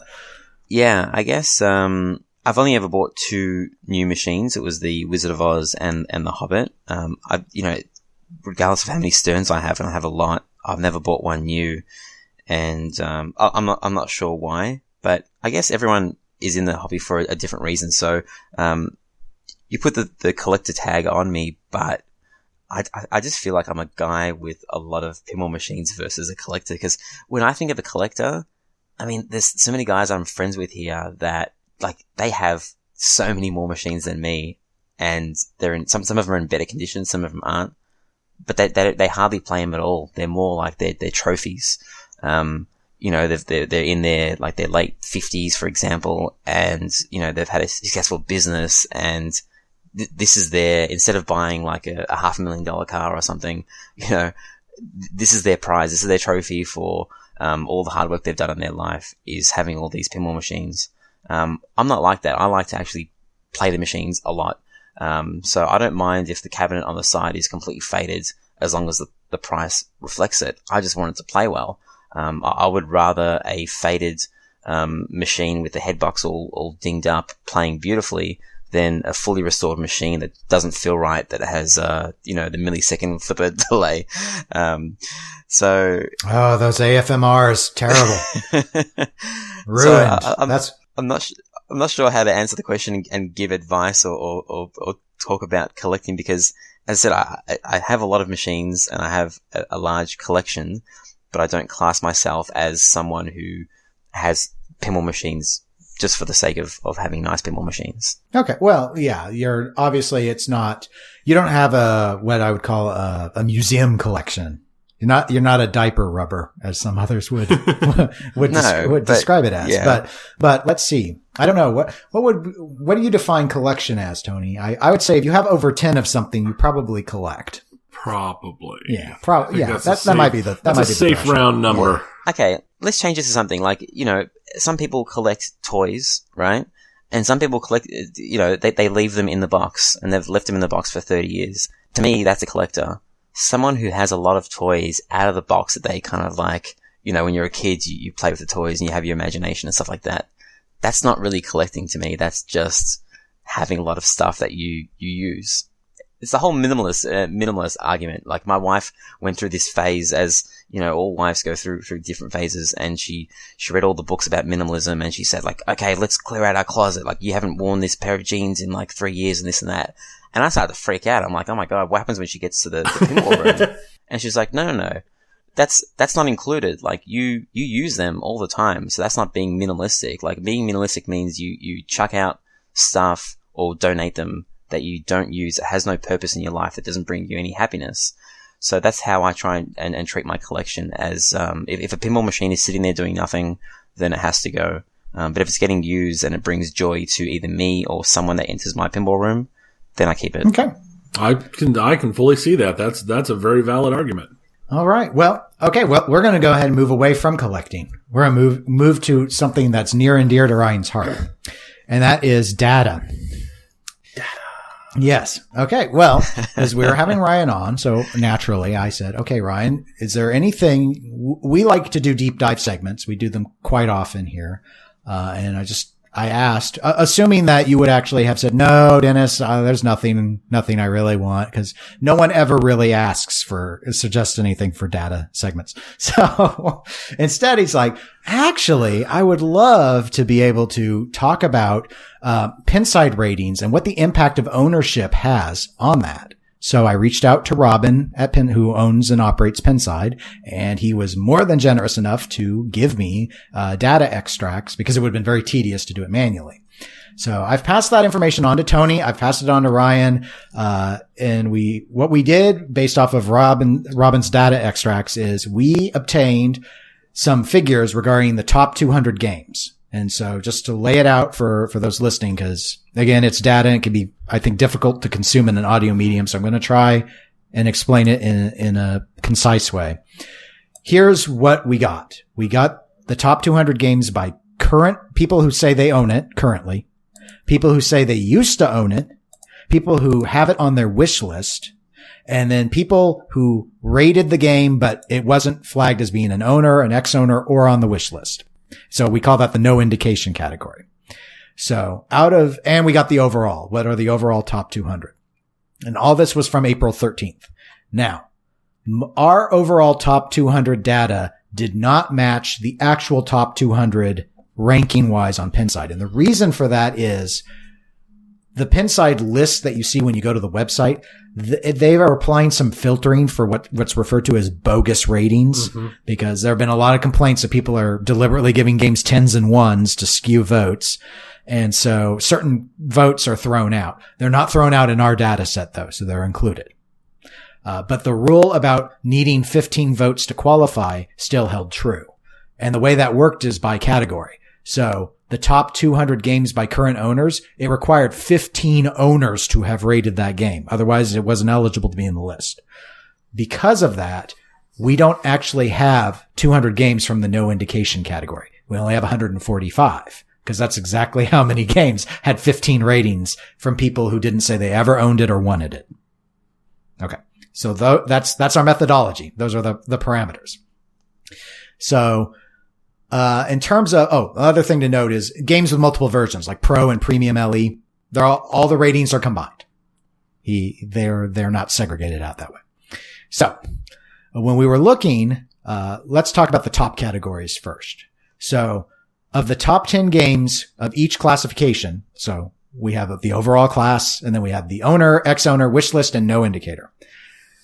There are 8 games that were shared across all 5 of those top 10s. Medieval Madness is on all of them. Twilight Zone, Attack from Mars, Monster Bash, Lord of the Rings, Addams Family, Indiana Jones, the good version, and Metallica. So the ranks weren't always in the same spot, but most of obviously we've got 8 of the top 10. Everyone's like, yes, we agree. So the differences. Dialed In. Dialed In is on the overall rating top 10 at number 9, on the owner list at 10, and on the ex-owner list at 9, but it's not on the wish list and it's not on the no indicator top 10. Tales of the Arabian Nights is on the overall list at 10th, on the owner list at 9th, and the wish list at 6th. And Star Trek The Next Generation, it's only on the ex-owner list, and that's at 10th, and Circus Voltaire only shows up on the no indicator list, which it sits 8th place. So, are there any thoughts on that base data? And I sent you guys graphs of it. And ultimately, I plan to put a post probably the next couple of days on Pinside sharing all this information, because that's where it comes from. So, I'd say, first of all, it seems like everybody who wanted a dialed in got a dialed in. I asked for this data. I guess this was my idea, and now I'm just looking at everything, and I'm just so confused. I'm like, wow, I'd hate to do this for a job, because the graphs and the numbers, my brain just dies. It can get pretty, and the reason why it's probably more overwhelming to you and Tony than it is to the audience, because they didn't see that I did a top 10 graph, a top 41 to 50, a top 91 to 100. I actually did every 50 up to the 191 to 200.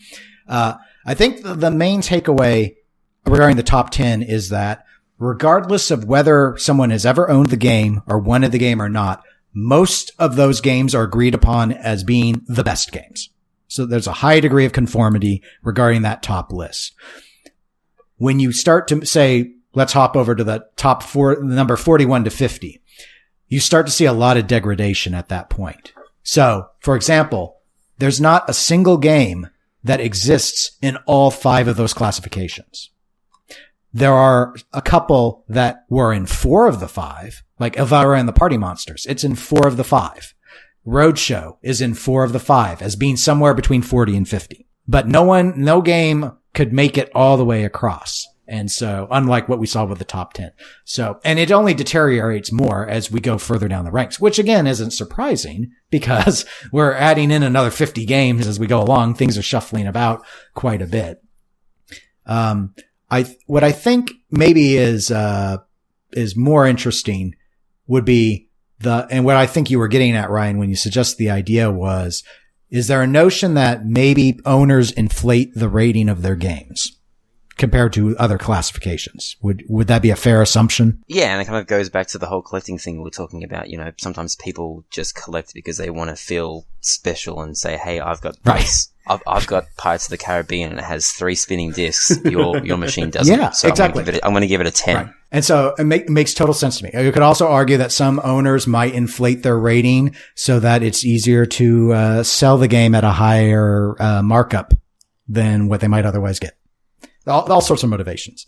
So what I did is I took all of the games, which because of that top 200 out of all these different categories means I had 234 games.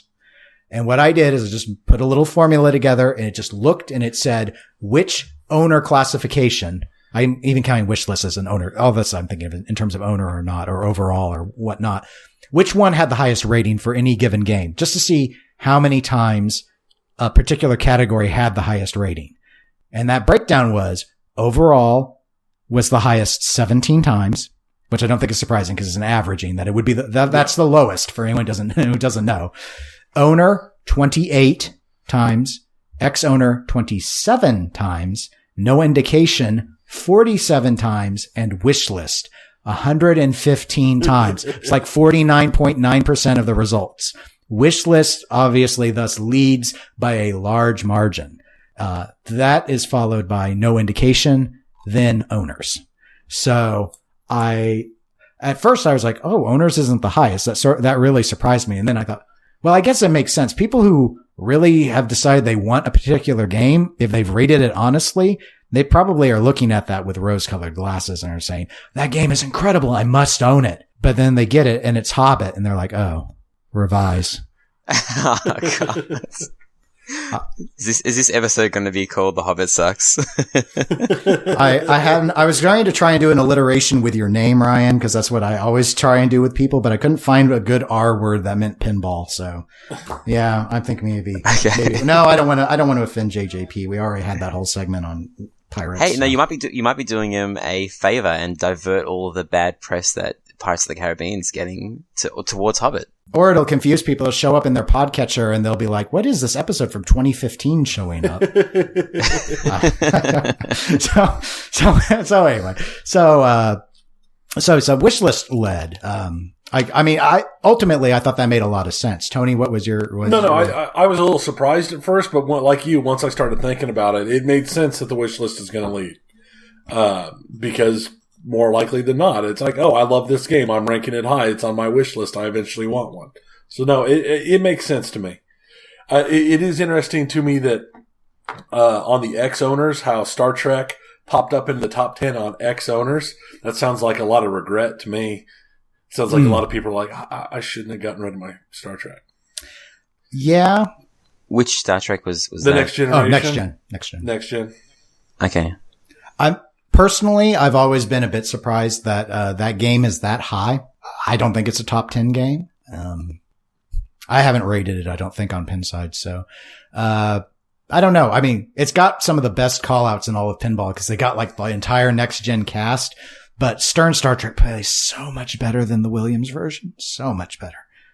Ryan, what were your thoughts? Well, I mean, just a little side thought. It'll be interesting to see if just some of these newer games like Dialed In and I guess now Keith Elwin's game, Iron Maiden, can kind of break the top 5 of Pinside's top 100 because, you know, those top 5 there have kind of been unmoved for a while and they're all kind of like have a little bit of nostalgia. You know, there's Lord of the Rings is the newest game in there.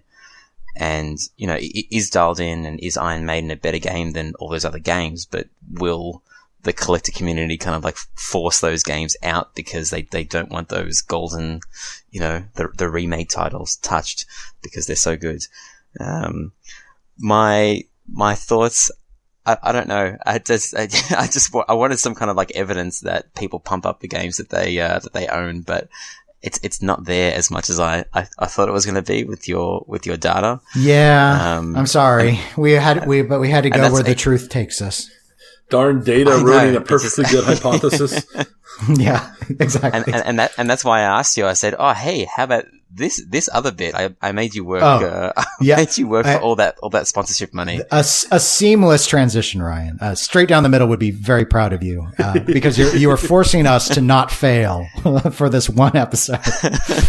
So Ryan got these results on the Pinside ratings and ownership, and he found the results completely lackluster. So he decided he wanted another data segment in addition, where we could talk about, hey, well, what about the Pinside ratio? What about games? And he specifically had pointed about looking at Stargazer, and saying, what about the idea of games and that are wish listed versus owned? Like, where does that fall? So I contacted Robin again, and I was like, hey, Robin, what you did was swell, but we'd like some even more data. And Robin was like, that's a great idea. I'd love to give you more data. So on April 18th, he went ahead and he pulled the top 200 solid state games on Pinside, same parameters as before, 15 votes, all that, but not segregated by ownership or not. Just he gave me the number of times that particular game was wish listed and the number of times it was listed as being owned, a number of owners, according to the Pinside site. So we put those together. I sent you guys some charting of the top 10 pins, which we'll walk through. I want to note that out of the 200 games that were provided, 74 of them have a higher wish list count than they do an owner count. So, and the results were, in terms of ratio, the number one game with a higher wish list ratio versus a ownership ratio is Kingpin, 59-3 ratio. Number 2 is The Big Lebowski. Number 3 is Alien. Number 4 is Lexi Lightspeed Escape from Earth. Number 5 is Joust. 6 is Defender. 7 is Spirit. 8 is Stargazer. 9 is Total Nuclear Annihilation. And 10 is Mystery Castle. So, Ryan, what stood out to you the moment you got these? Because I think this is much easier to understand than all that other data. Yeah, 100%. I guess that in the top 10, the things that stood out to me is that 3 of those probably shouldn't be there, because the data is the data. But Total Nuclear Annihilation, if you look at the amount of owners, it's at 111. So I guess people are treating their Pinside collection very seriously, and they're not, they might have pre-ordered it, but they're not adding it to their collection yet. So that number will go down eventually to what it's meant to be. And the same with Alien and Big Lebowski, if people are ever able to get theirs. The owner's count of Kingpin is 3. Obviously we kind of know the exact figure of what that's meant to be, but I guess that is also represented in the wish list. Like, there's probably a lot more people than 60 people that want a Kingpin, but they're not on Pinside updating their collection. What else can we decipher from that? So I guess if you kind of ignore Kingpin a little bit, because of that and Big Lebowski, and yeah, what's Lexi Lightspeed doing there? That's what I have no idea. All right, yeah. Now I need to say I don't really know what Defender or Mystery Castle are. So I can't really comment much on the popularity of those. I'm assuming they were relatively low run games.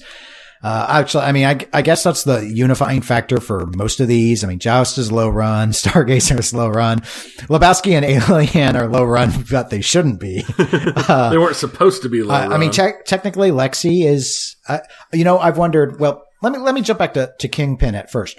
Do you guys think that this Kingpin because this number comes from April 18th. Do you think the Kingpin number on the wish list side of the ratio surged after Texas Pinball Festival? That was my very first thought, is I wish we had a number from before Texas, because that would have been an interesting comparison. I'm surprised Bing Bang Bar isn't higher. Where is it? It's at 14, Big Bang Bar. And I guess there is a lot more of them. The owner's count on Big Bang Bar is 104, so that's, I guess, more than half of the owners. So I guess the ratios are way out there. I guess it's just that it's the mystique of, what is the game, and people really haven't played this. I don't believe there's any on site like there are Big Bang Bars. People want what they can't have. And I wonder if a lot of people wish list things while they wait, because right outside of the top 10 at 11th is Houdini. Yeah. And I mean, it's got tight shots. Does it? You may not have heard, but Houdini has some tight shots. I mean, the reason why I kind of, brought this up and messaged you about it is that I kind of started a little hunt for a Stargazer, and sometimes the harder it is to get something, the more you want it, and it's just that human nature of wanting something that you can't have. And I was just like, went on the owners list, and wow, there's only 65 owners on Pinside, and over 150 people want it because it's just a low production unit. And once people know that they can't buy another one after they sell it, they hold on to them, right? Yeah, it's it's pretty fun to play. It is very fun. The art package sells it for a lot of people who don't care about gameplay. When we once did our 1980s solid state tournament, Stargazer was the highest rated Stern Electronic game. I remember going into that. And I think a lot of it was driven by the artwork. I mean, there's some fans of the old Stern Electronics who kind of, think every single one of those games is good. They're not, by the way. There's a very samey sort of feel to a lot of them, but a lot of them are fun. And that one we actually had one on location for a while. Not a good pin to operate apparently. But it was nice. It was a nice treat to have one that played so well. I definitely not say no to getting a Stargazer. I think on a lot of these, clearly there's just a lot of, when you look at this list, there's a lot of people who maybe really wanted to buy something, and then because of issues, they've just sort of kept it on the wish list side of things. That's the vibe I get with, I could see maybe like Total Nuclear Annihilation being there. The production speed is very slow. So there's that. And there are also a lot of people who probably liked the gameplay, but don't think it's a $6,000 game. So they put it on the wish list because maybe they can pick it up used for $500 less in a couple of years. And, that's what they're doing, because you get those on Pinside. You do get those reminders, or you can, when your wish list games come up on sale. I do. I had to start de-wish listing anything that was commonly sold because I got tired of seeing ads 3,000 miles away for games, because I wasn't going to go to that much trouble for Pinbot. I mean, we have to have some law here. One other thing that since you kind of include all the data, I kind of sort it by, owners count and wishes count. And then you kind of see a bit of a trend, and you're like, wow, did CGC use this for their remakes? Like, Medieval Madness is up there, and I mean, this is pretty obvious anyway. But it's crazy to see all that data in one spot versus clicking on a title individually. Like the wishes count for Twilight Zone is still at 1,300, which is the most out of any machine. And then it's Medieval Madness, Addams Family, Monster Bash, Theater of Magic. And I wouldn't have thought that Theater of Magic was that high. That, 1,000 plus people have it on their wish list just on Pinside. Seems a bit higher than normal. Theater is it's not a bad game, but it's not a great game. I don't understand. The art's great on it, but I don't know. I've never understood. I don't want to understand, maybe, is the issue. I don't know. Yeah. We have one on location. 700. I'm fine playing it. It's a fan layout game that isn't as executed as well as anything that Brian Eddy did. I just don't get it, but I don't understand. It's not as pretty as Tales of the Arabian Nights. So if you're going for art, why not go for the better art package? I don't understand. I'm just a simple podcaster. I said that, I'm going to do an aside. Nick from, the EM Pinball Tour, who we interviewed way back, like in November or so. He was in town a different time, and I went over to a collector's house, and I hadn't been drinking, I do promise, but I just kept saying "weld under glass," and another person couldn't understand what I was saying because I was drawing out "world" that much. I was going "weld." He's like, "What are you talking about?" And I said, "I'm talking about the weld under glass. Don't you care about your weld?" And so he doesn't talk to me anymore, and I assume he thinks I'm insane, and that's okay because we can't all like me. But yes, weld under glass, very important to some people. Not very important to me. I learned a long time ago. Are you going to start a Pinside thread on this as well and release all the data?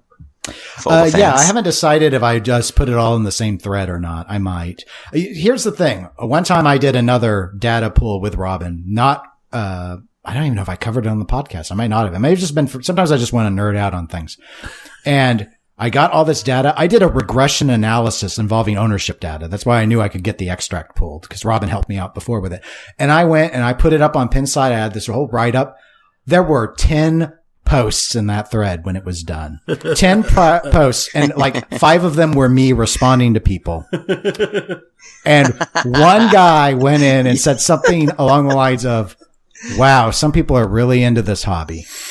I'm like, what? What a bunch of, yeah. I'm like looking at these post counts and I'm like, I'm not the guy with 3,500 freaking posts talking about spinning pizza discs. I went and did something meaningful, and this is the thanks I get. Oh, you had a lot of time on your hands. We must be really into this hobby.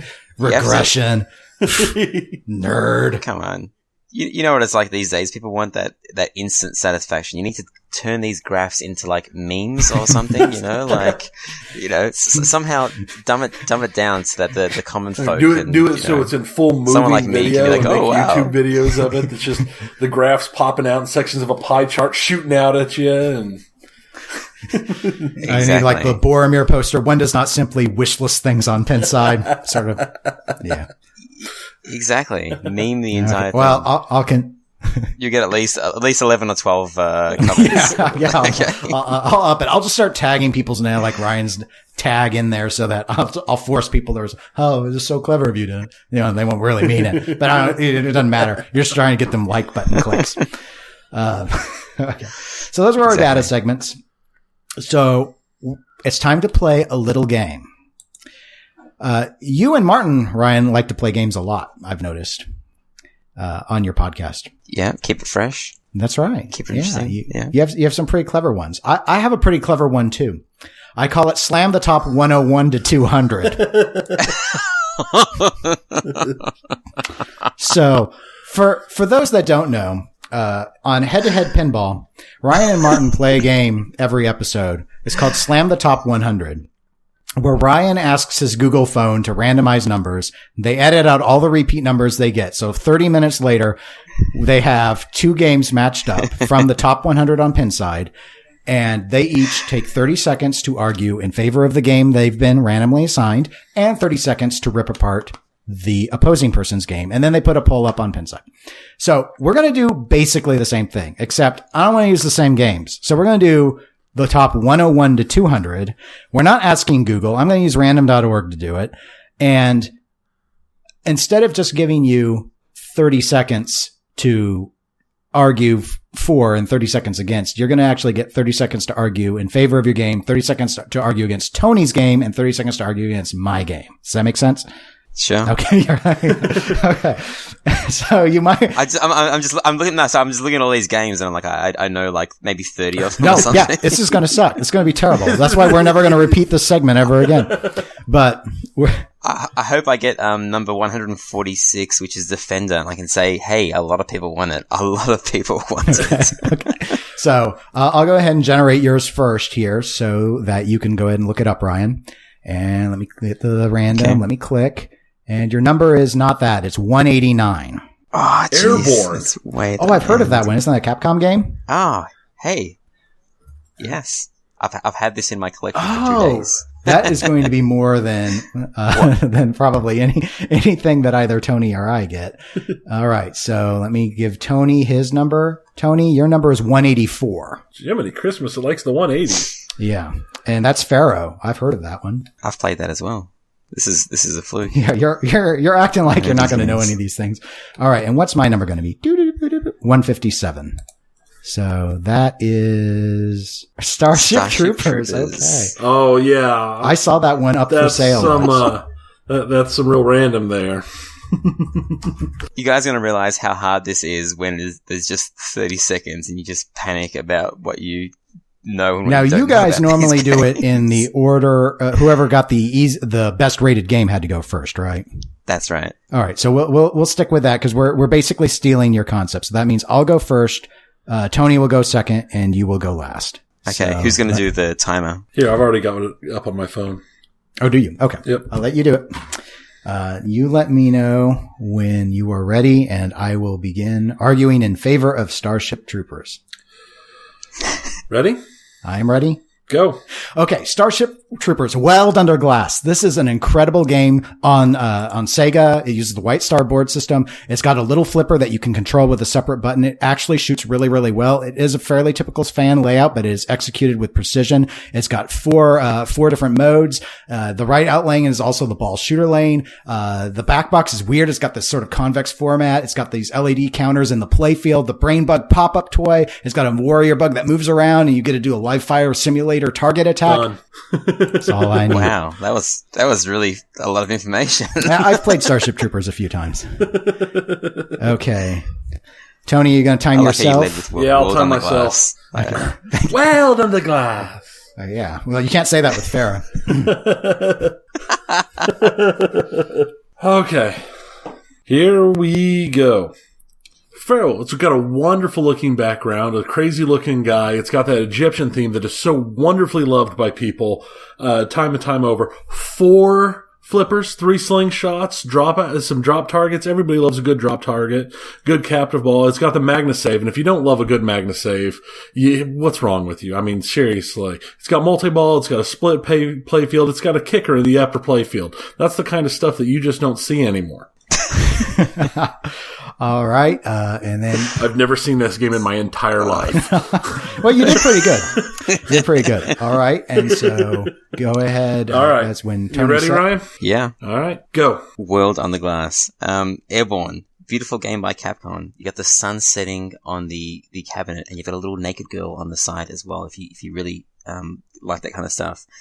One of Capcom's best, probably their second best game, and I know this may be a linear game, and that's what people's have a knock on it. But linear games, like Dialed In is linear. It's good if the modes are good. Super powerful flippers to get up those steep ramps. Wireforms. If you love wireforms, you can't see the play field. There's wireforms everywhere. If you love wireforms. Okay. Some people got a thing for wireforms, man. All right. So, Tony, when you're set for me, I'll spend 30 seconds to attack Pharaoh, and then I'll need another 30 seconds to attack Airborne. All right. Ready? Go. Okay, Pharaoh, this game sucks. It is terrible. You haven't ever played it before. That is good. It has a lame 2-ball multi-ball. That's all it's got going for it. That upper play field, talk about it. Grand Lizard looks better with its upper play field. You can't keep the ball up there. There's nothing good about this. It's a Williams System 7, a board set that was best left in the dustbin of history. There's really nothing redeeming about this beyond the name. That's all the time I want. Okay. You had another second and a half. Okay. And let me get prepped here for... What has that Pharaoh guy got on his chin? I don't know. I zoomed in on the picture and I just don't know. Okay, whenever your timer's set, I'll be ready. Ready? Go. All right. Airborne. Capcom, total disaster of a company. Their only good game was the one that never came out, Kingpin. This game's terrible. The art package is incredibly boring. All it is a bunch of sunset colors striped everywhere. Habitrails, more like Habit-derailed, because this game doesn't ever let you play. Not to mention the entirely, completely linear rule set, which was a staple of Capcom because they didn't know how to program anything. It's by a nobody designer with a nobody artist. Pilot, you're cleared for takeoff. Into fail. That should have been. Okay.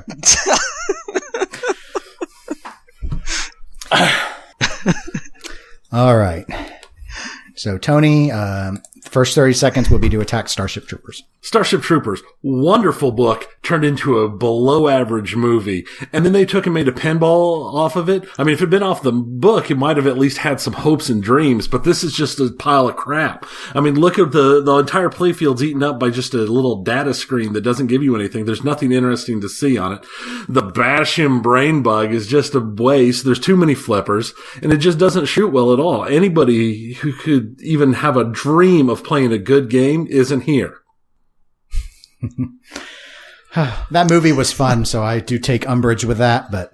The movie was fun, but it wasn't Starship Troopers. That's the problem. It's called Starship Troopers. Well, sure, it's called Starship Troopers. What was the tagline? Do you want to live forever, or do you want to? Yeah. What's that thing that he says before they go into battle? Come on, you apes. Do you want to live forever? I think it's better just to say, would you like to know more? Forgettable. Yeah. Well, the tagline for the pinball machine was "Be a trooper," and it's like, yeah, you got to be a trooper to play this bloody game. There was an extra 2 seconds of smashing on that game for you. Yeah, I felt that. Yeah. Cheating me. Okay. Now I have to bash on Airborne. All right, here we go. Airborne. And for some reason on the side of the machine, to start anything out, it's a bunch of Navy jets. So I'm pretty sure they're not part of the Airborne. I mean, just going to float this out here, but I don't think the Army flies F-18s. But on top of that, yeah, why are they flying in front of Jupiter? That also doesn't make any sense. Nothing about this game. The art's bad. The gameplay is bad. And it's by Capcom. Capcom, who hasn't put out a good game on anything in, 5 years? Never played that one either. Well, you did your best. Okay, so Ryan, your first 30 seconds will be to attack Starship Troopers. Or you could just pass and acknowledge that it is a great game. That is an option. Okay. Let me know when you're ready. Ready? Go. Starship Troopers, a great movie, but this is what Stern and Data East relied on back in the day, is they had no original thoughts. They copied a popular theme at the time and tried to make a good game around it. Joe Balsa, some decent games he's made, but this is not one of them. And let me just finish off with a story which has nothing to do with slamming. I've got a friend who came from a different country, okay? Alright, I got a friend who came from a different country. This is a funny story, okay? And you're done. He had this really... That was a great story. Good job. Okay. Prepare for Pharaoh. Finish your funny story. Yeah, finish your story. These two friends, they were from the Middle East, and they came down to Australia, and they wanted more of a Western name. So, and they were teenagers at the time, and their parents were like, choose your name, like first and last name. One of them named himself Sebastian Valmont, right? And, love it. What's that movie? Cruel Intentions, right? Okay, yeah. Like the hunky guy from there, and then he changed it back. He's back to being like a normal guy. His brother who was older at the time, named himself. This is on his passport now, right? Johnny Rico. Okay. I swear to God. And he hasn't changed his name back. And he's getting married soon. So there's a Middle Eastern guy named Johnny Rico getting married. Yes. So every time I think of Starship Troopers now, all I think of is this guy awesome. who liked it when he was a teenager, and now it's his name forever. Well, he owns it. Oh gosh. He's still owning it. That's a solid story. I thought that was more funny than bagging the pinball. I agree. Okay. Alright, Pharaoh. Ready? Go. I've played this game, and this game is an absolute bore fest. And the justification the owner gave was, it's a cheaper and it's a better Black Knight 2000, which is overrated. It's nothing like that at all. If you look at the side of the cabinet, the cab is really nice art. The head box looks like a chicken with a giant lobe. Have a look. Like, what has that got to do with the Pharaoh? Why is there a giant chicken on this machine? You think Angus's face is ugly? Have a look at that face of the guy in the middle. Done. Disgusting. Horrible game. Okay. Well, I will figure out a way to, to do the 3-vote poll on Pinside, and we'll put it out there so people can go ahead and tell me that I won. Okay. So that was... I have no idea what that's supposed to be. Hanging off that guy's chin. It looks so terrible. It looks like the quarters, like put your quarters here, and that's how they end up on my chin. Maybe they thought it was sort of subliminal, trying to get money drops. We'll do a little subliminal coin drop. That's the word on the glass. You put your penny in, you put your quarter in there, and it ends up on his chin. So many halfway decent games in there, and I got bloody Pharaoh. Yeah. All right, we're heading into our last section here in pinball, the worst of the fall pinball poll that has been going pretty well all in all. I've been pretty happy with it. I've been disappointed because of all this hate-based stuff. Everything's based on hate. You have to embrace the hate. I've tried to keep things positive. I've been positive this entire show. I don't understand. Dennis and Tony, hate is the gold standard. Hashtag the gold standard. Yeah. Well, we should strive. We should strive to a higher level. All right. So we're going to start with our round 2 results in what should not be a surprise to anybody. Popeye is a much worse game than Roadshow. So, yes, by a lot, 91.8% of you think that Popeye is worse than Roadshow because you're all very smart, beautiful people. The next one was actually kind of a surprise to me. Guns N' Roses beat Pinball Magic. Maybe people like Pinball Magic more than I think. I'm assuming in the earlier segment when Ryan referenced that Airborne was Capcom's second best game, I don't think he meant Kingpin was number 1. I think he meant Pinball Magic, but I guess we'll ask him now. Yeah. Which production-wise, I would agree. I think Pinball Magic is probably their strongest game. It's Kingpin. Well, we're going to follow that one up with Freddy beat the X-Files. No surprise there. Yep. Rescue 911 beat Twister, but 71%. No surprise. Shack Attack beat Flipper Football. Okay. Yeah, I abstained from that one because I'm just assuming that, it's all the Flipper footballs went to Europe. No one's played it. Strikes and Spares beat Big Hurt. Barbed Wire beat Apollo 13 as it should have. Mm-hmm. Mario Andretti beat NBA Fast Break as it should have. Lost in Space beat Royal Rumble as it most definitely should have. If anything, that one was closer than I thought. That one was 76.6%. That's closer than Lost in Space deserves. South Park beat The Who's Tommy Pinball Wizard. Star Wars Trilogy beat Maverick. Space Jam beat Jackbot. Viper Night Drivin' beat The Lost World Jurassic Park. Star Wars Episode 1 beat Indianapolis 500. Harley Davidson beat Corvette. And World Challenge Soccer beat Waterworld. Honestly, other than the Pinball Magic one, I'm not surprised by any of those. No, I don't think there was anything shocking with these results. So what will happen now, Ryan, is Tony's going to announce what each round 3 matchup is, and we'll give our thoughts on which game we think is the worst of the 2. Yeah. Sure. Yep. I've been playing along. I've been good. Submitting my votes. So just think about how you're going to actually vote, and now you'll just articulate it verbally. All right. So with reasoning. The round 3 matchups. Number 1, Popeye Saves the Earth versus Guns N' Roses. Okay, Ryan, we'll let you lead off. You're our guest. Popeye. Why? Because Guns N' Roses isn't that bad, and it's the argument I guess that everyone uses is you can't see half the playfield. Which, hey, people are starting to use that for Alice Cooper as well. They're like, you can't see an Alice Cooper either, and it's funny how some things are okay with some pinball machines and not okay in others. That's a good point. Yeah. Well, as will be no surprise, I completely agree with you, Ryan. Popeye is worse than Guns N' Roses. I've articulated twice now the frustrations with being unable to see the ball. I've also articulated with the poor geometry, and also it scores bonus bad points for being a contributing factor to the destruction of Williams' pinball division. It got bonus bad points. It's a bonus bad points. BBP. And I'm going to agree. Popeye. There's not enough spinach to make Popeye a better game than Guns N' Roses. Popeye's just the hat trick. No, it's done. That's a nice spinach reference too. So we're going to go ahead and jump there to the second round. It's going to be Freddy, A Nightmare on Elm Street versus Rescue 911. Ryan, you want to start? Yeah. Geez, I really should be abstaining because I haven't played Freddy, but I have played Rescue 911, and when the helicopter grabbed the ball, I was like, this is the very first time I was playing, I was like, oh my gosh, this is cool.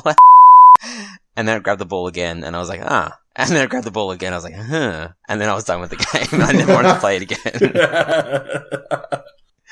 So I'll give it to Rescue 911. I will abstain on this, as I've noted. I have not played Freddy. Actually, on some of these, I've started to review footage because I need to start weighing in, but I have not gotten around to doing that for Freddy. So I'm gonna sit back on this one. Yeah, I'm gonna go ahead and go with Freddy on this one. I've not played Rescue, but I've played Freddy, and it was bad. The machine looked amazing, but the game played so bad. I'm gonna tell you I do have a Freddy story, even though I've never played it. I'll tell a little Freddy story. It involves Pinside. There was a person on Pinside, I think maybe out of Canada. I'm not sure. And he started posting, I don't even know why. I must have been really bored too if I went into a Freddy thread. He's like trying to buy a Freddy. He's like, I really want to get a Freddy. I really want one. And most of the comments were like, no, you don't. No, you don't understand. He's like, oh no, I love Freddy. It's like my favorite horror series thing. And they're like, it doesn't matter. You don't want this game. What's the full title of the game? Freddy, A Nightmare on Elm Street. Where is it ranked on the Pinside Top 100? It's not in the top 200. It might not be ranked. Yeah, I don't think it is. If it doesn't have 15 votes, it ain't ranked. A lot of Gottlieb Premier games are not ranked. Here it is, 237. Oh, okay. 98 rankings. It has it. Okay. Yeah, it was one of their higher production runs. Not as high. Rescue 911 is one of the most produced System 3 games ever. So more people would probably have experienced it. But anyway, I finally found one in the kind of near us in St. Louis area, which is about several hours. It's on the east side of Missouri, which is so basically it's one state away. And I sent him the link. This is like 2 weeks later. I sent him the link. I said, I don't know the seller. I don't know if this is a good price for the condition it's in, but I know you were looking for a Freddy. So I just wanted to let you know because they don't pop up all that often. So here's a link. And the guy just responded, oh, I changed my mind. So I was like, okay, well, that was probably smart, but okay. I wonder if he did the right thing and took it off his Pinside wish list. I hope that data is nice and accurate. Yeah. That's a good point. What's the third? The third matchup? Number 3 is Shack Attack versus Strikes and Spares. I'm abstaining. I'm just going to float that now. There's 2 Strikes and Spares, right? Yeah, this is Strikes, not and, Strikes, Spares. Apostrophe, Yeah, not Strikes and Spares. Strikes and Spares is a fun game. Strikes, Spares is... it's as constipated playing as Tony's sound is, apparently. Actually, this confused me at first when I put the list together. I'm like, I've played that game. I know that game. That game is not from '95. So when I started looking up here, I'm like, okay, no, this is a completely different animal. I've not played either of these, so yeah. So likewise, I'm not going to vote on this. I think the Strikes and Spares Gottlieb one plays almost like a bowler. Like it's got the pins that sit down and they get knocked up, almost like a bowler. Yeah. But I'm not certain on that.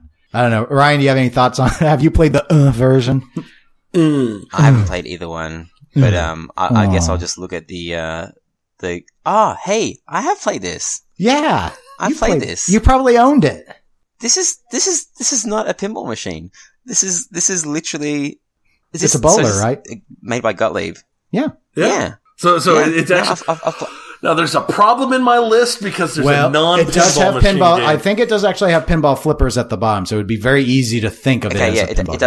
It does have pinball, and it basically just it releases the balls kind of one by one. Like you press a button, it releases the ball, and you try and get a strike. So you're not really playing pinball; you're playing bowling, and you're propelling the balls in a pinball manner. You know what? I don't know what they were I'm thinking. Not going to abstain. Thanks for pointing this out. I'm not going to abstain on this. I'm going to vote for Shack Attack to eliminate Strikes and Spares from being in contention because it shouldn't be here. I agree with you. I will do the exact same because I apparently messed up. I should have done more research when I put this list together. Oh, but then we wouldn't have had that perfect balance. I know that perfect 64 was so nice. So sacrifices had to be made. So pinball community, we ask for your help. Help us legitimately crush Strikes and Spares by voting for Shack Attack, which nobody likes anyway. So thank you. Okay. Okay. All right. So on to 4. Barbed Wire versus Mario Andretti. Ooh, another Gottlieb matchup. Ryan's favorite manufacturer, perhaps. I haven't played either one of them, so I can't. I'll vote based off the translate later on today when you put up the threads. Okay. I will vote now. I did go and I explicitly went and reviewed Mario Andretti footage so I could have a reasonable competency and be able to assess the gameplay. I'm voting Barbed Wire. All right, Mario Andretti. Send me the link in the chat so I can put my votes in as well. Don't make me do it twice. So in terms of the toy on Mario Andretti is kind of lame. It's these two cars, and they're like on a metal bar, helicopter bar that just spin around. So it looks really simplistic, but the cars actually, it looks like they can interfere with the ball, but it whips around when certain modes are going. So none of that matters. You know what I think about toys? Nothing. It actually has geometric logic to it, and barbed wire is a clunk fest. It's a clunk fest from the ball launch to everything else. So Mario may not be a great game, but barbed wire is a bad game. I know Mario has unbalanced scoring, but so does barbed wire. So they are a wash on the poor software. So there you go. See, I didn't do all this research, and I just know that barbed wire is such a bad game that there's no way that this early on in the matchups it's against something that's worse than it. Unless the only thing that could have done otherwise is that, like, if it had meant like Lost in Space before now. So I'm going with barbed wire. Speaking of Lost in Space, that might be in our next round. It is in our next round. If I can think ahead. It's Lost in Space in South Park. Oh, this is interesting. Now, I'm assuming, Ryan, you've played both of these games. I have, but I only played Lost in Space kind of once at Expo about a year and a half ago, and my friend was like, "Oh my god, Lost in Space! There's pretty much none of these in Australia," and he made me play it, and I had no idea what I was doing, but what I did notice was the start of Multiball is pretty much what X-Men did. Like they ripped off that start of Multiball where all the balls come down, get stuck on the spinning disc, and it spins around until they kind of come apart. So a disc with a magnet? Yeah. Hey, JJP, I have an idea for you. Okay.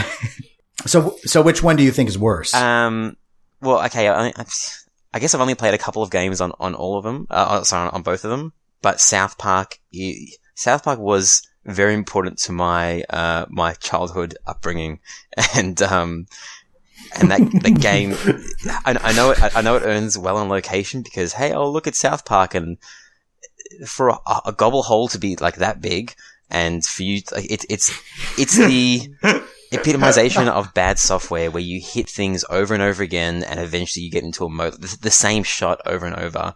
It is like Lonnie D. Rop times 100. Yeah. So South Park wins for me easily. Okay. While I sympathize with your position, I am going to vote for Lost in Space because all it is multi-ball after multi-ball after multi-ball. It's just as redundant as South Park. Arguably, its callouts are less annoying than South Park, but South Park has one key advantage. No one cares about that Lost in Space movie. And at least with South Park, you can become a hobby operator, stick it on route somewhere, and it's going to make bank for you. So at least has that. So, but then it's the whole thing. It's just kind of like Game of Thrones, beautiful artistic world, and they show that piece of crap art. You know what I mean? Like South Park had the potential to be this amazing game, and it's not. Whereas Lost in Space, if no one cares about it, it's kind of like The Shadow. Everyone pumps up The Shadow, but it's because no one cared about the movie. I see your point, but now in terms of Game of Thrones, though, a lot of people would argue Game of Thrones is an excellent piece of software and has really quite good geometry. Could you tell me about your issues with the gradient shading? I need to learn about gradient shading. No, it's not about gradient shading. It's just obviously they didn't have the freedom to like Star Wars, beautiful art and like what we see on other pins. So it's just no. But they did actually get to use the character assets. Unlike some things, pirates. I mean, just saying. When we're talking weld under glass, there are a lot of elements to that weld. Oh gosh, no! Game of Thrones is a massive fail, and I own it. So, anyway. back to South Park and Lost in Space. I don't care for a Game of Thrones just because I don't know how to play it. I know which house I'm supposed to pick. After that though, I've never just sat there and been like, okay, what is the order by which I progress through these modes? I don't think it's that hard to memorize the one right path because there is one right path, as there always is, but, I just have not invested the time. We don't have one on location anymore, so I don't have any place to learn it. Sad. Or as and when we had 3 of them on location, didn't have any interest in learning. Well, it's like 2 of the 3 locations were like premium models, which I just never liked. I don't like that upper playfield. It's challenging, but I just don't find it fun. You prefer the peasant model? I do. I'm peasant biased. I'm like the peasant ramp in Medieval Madness. You don't really want to appease me, but you got to stick it in there. So that's me in a nutshell. It's the peasant pro. It's peasant alliteration. Pro. Yeah. Peasant pro. I'm also going to go with Lost in Space. Yes. Interesting. Just because I think this is a situation where very easily think both of these games could have gone on from here. I just, from personal experience, think Lost in Space is a much, much worse game. But, yeah, no, if they weren't against each other, I think they would have both made it through this round because there's not a lot else in here that would have taken either of them out. Okay. Well, so split decision. So next up is the Star Wars trilogy and Space Jam. Got the jam! Ryan, have you ever played Space Jam? Because I haven't. I haven't played Space Jam, and I also haven't played the Star Wars trilogy. So do we have a unanimous abstention? Well, I mean, I will be abstaining. I have played Star Wars trilogy only a couple times though. It is really bad, but I've heard terrible things about Space Jam, so I didn't have time to review Space Jam footage yet. So yeah, no, I was abstaining. Yeah. I almost bought a Space Jam simply this is when I was first got into pinball because it was so cheap. And it got snapped up, so I could have provided a really good opinion on it, and probably it would have been a lot of hate. But Space Jam is a fun movie and it's a fun theme. So when a pinball machine is kind of like bad based off a bad movie, I don't feel hate towards it. It's when it's like Star Wars and it's this like, this much loved franchise, and that's when I'm like, this should be so much better. But Star Wars has a 40x multiplier. Have you considered the 40x multiplier? I just like was that around back then in 1997? Star Wars. All right. Here's the only thing I know I mentioned it, I think in round 1 with this. Here's the only thing I really remember about Star Wars trilogy. It has this massive gobble hole for the Sarlacc pit. I mean, there were a few, I don't know if you've seen like Super Mario Brothers from Premiere, but it has these holes. They either feed to a subway or they're VUKs, They function in a normal way, like any other scoop or kick out would, except for whatever reason in the playfield. They're just huge. Yeah, the hole is like 8 times bigger than it needs to be. That is. Doesn't South Park have the same thing? Yeah, you mentioned that. I couldn't remember if it did or didn't because I just remember the stupid toilet. And the call-outs that make your ears bleed. Yes, and the call-outs. I remember a lot of bad things about South Park. So just they're not as samey bad as Lost in Space. But yeah, so that's the only thing I remember about Star Wars trilogy. Star Wars trilogy is arguably the worst Star Wars game that was ever done. I don't know. I don't know if the Hankin game is good or not. So never, they didn't make very many. I don't think and they didn't get over to the US very much. Yeah. So anyway, next up, Viper Night Drivin', and Star Wars Episode 1. Now, Ryan, you've surely played Star Wars Episode 1. Mr. Jar Jar Binks. You used to play pinball with me. Sorry, I swore. Oh, it's far from the first time. It's horrible. So you're going with Star Wars? Well, I'm having a look at Viper driving. Oh, you haven't played Viper. It's got the wonderful global plasticky terribleness. Okay, I'm going to do my Tony. Chime in on this to clarify it, but I'm going to give you my sense of Viper, Ryan. Here's the thing: there was an idea there. I think Sega was sitting and thinking, hey, look, there have been these games like Indianapolis 500, Corvette. People like awesome sports cars. So let's build one around the Dodge Viper, which, was the pinnacle. What is the tree trunk in the middle of the playfield? What is that? That tree trunk looking thing is the ball lock. But what is it meant? Is that a mountain? What's it meant to be? Is it a tree trunk? I don't remember. Now I have to. It's a mess. It's gosh, now it's like IPDB, please be up right now. I need to look. Cause it's just been, we had it on location for a while. And Oh yeah, no, that's supposed to be a mountain. Is this supposed to be a mountain? Okay. Is this them trying to cash in on like Need for Speed or something? Well, I think it was more like Williams at the time had like Corvette and Indy 500, and so they wanted a car game, and they were able to get the Dodge license. So they're like, okay, let's put a hot girl in the middle. I don't know if No Good Gophers was inspiring them, but there are like these stupid little hedgehogs the raccoons. Thank you. These little raccoons, and they're like talking dirty and stuff. They're very naughty raccoons. And so it's, after I got done playing it the first time, I'm like, did those raccoons say what I thought they said? And so I was like, yeah. I'm like, is this a modified ROM? And I don't think it was. So I was just like, okay, well, I don't know if I'd have that at a pizza joint, but hey, well, whatever.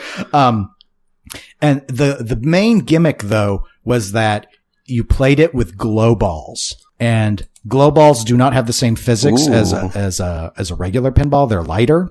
I guess maybe kind of like, you might think of it in a way like a Powerball, but they're bouncier too, because they've got this rubber coating to glow under the UV lighting. Kind of like Predator, there was UV lighting. Well, in this case, though, they actually had it.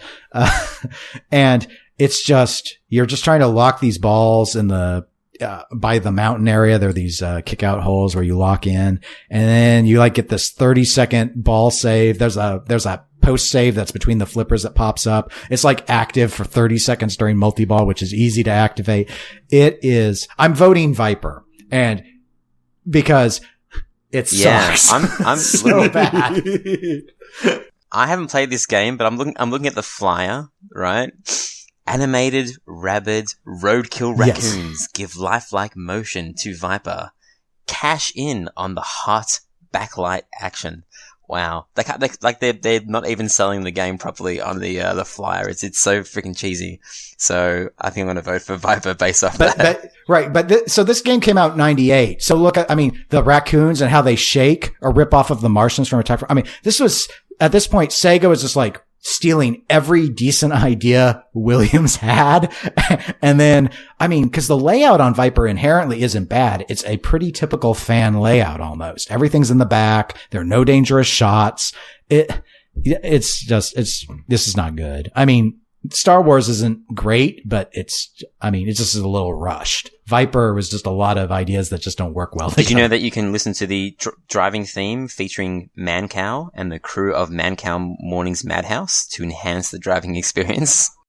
I remember when Mancow was popular back in the mid-90s. I've actually never. I don't know what Mancow is. You've never heard of Mancow? Mancow was a popular morning drive DJ that was syndicated across the country back in the mid-90s. And I'm voting Viper and I Drive-In because, I don't need to say anymore. It's all been said. You don't want to cruise the highways at night as you encounter hitchhikers, drag races, and raccoon roadkill, and more. Rabid raccoon roadkill. Okay, they're rabid. Rabid, yes. Yes, rabid. Rabid. So, last matchup, I think. Last matchup is Harley Davidson versus World Challenge Soccer. The Sega Stern Harley, obviously, not the early 90s one which was a competitor to the Street Level series that Bally Williams did. Right. I have played both of these. I believe so. I'm looking up a picture of World Challenge Soccer to make sure. Yeah, I wanted to think I heard on your show, and though I couldn't remember if it was you or just Marty who had played World Challenge Soccer and hated it. That's the thing, though. I hated Harley Davidson. Harley Davidson has an okay layout, but the rules of multi-ball. Well, to get into multi-ball, you bash the Harley Davidson, and then he rises up, and then you lock the balls in there, and then multi-ball is ready. And then during multi-ball, I believe the only jackpot is hitting the Harley Davidson, and then the super jackpot is hitting the Harley Davidson. And it's like the dumbest rule ever. It's like you got all these shots on the playfield, and the only shot is literally just to hit that over and over again. But, God, World Challenge Soccer, the example that I played, it was in a kind of a sorry state. It's just a sad excuse for a pinball machine. Like, it's just, who designed it? John Norris. I'm guessing it's someone who designed a lot of, yeah, exactly. I'm sure he's designed a lot of cool games, but the geometry of the whole thing, it just doesn't work. It's just like, it's not a pinball machine. It's just like a piece of crap. I just like, let's just put stuff everywhere, and that's a pinball machine. I don't know. It's just horrible. Okay.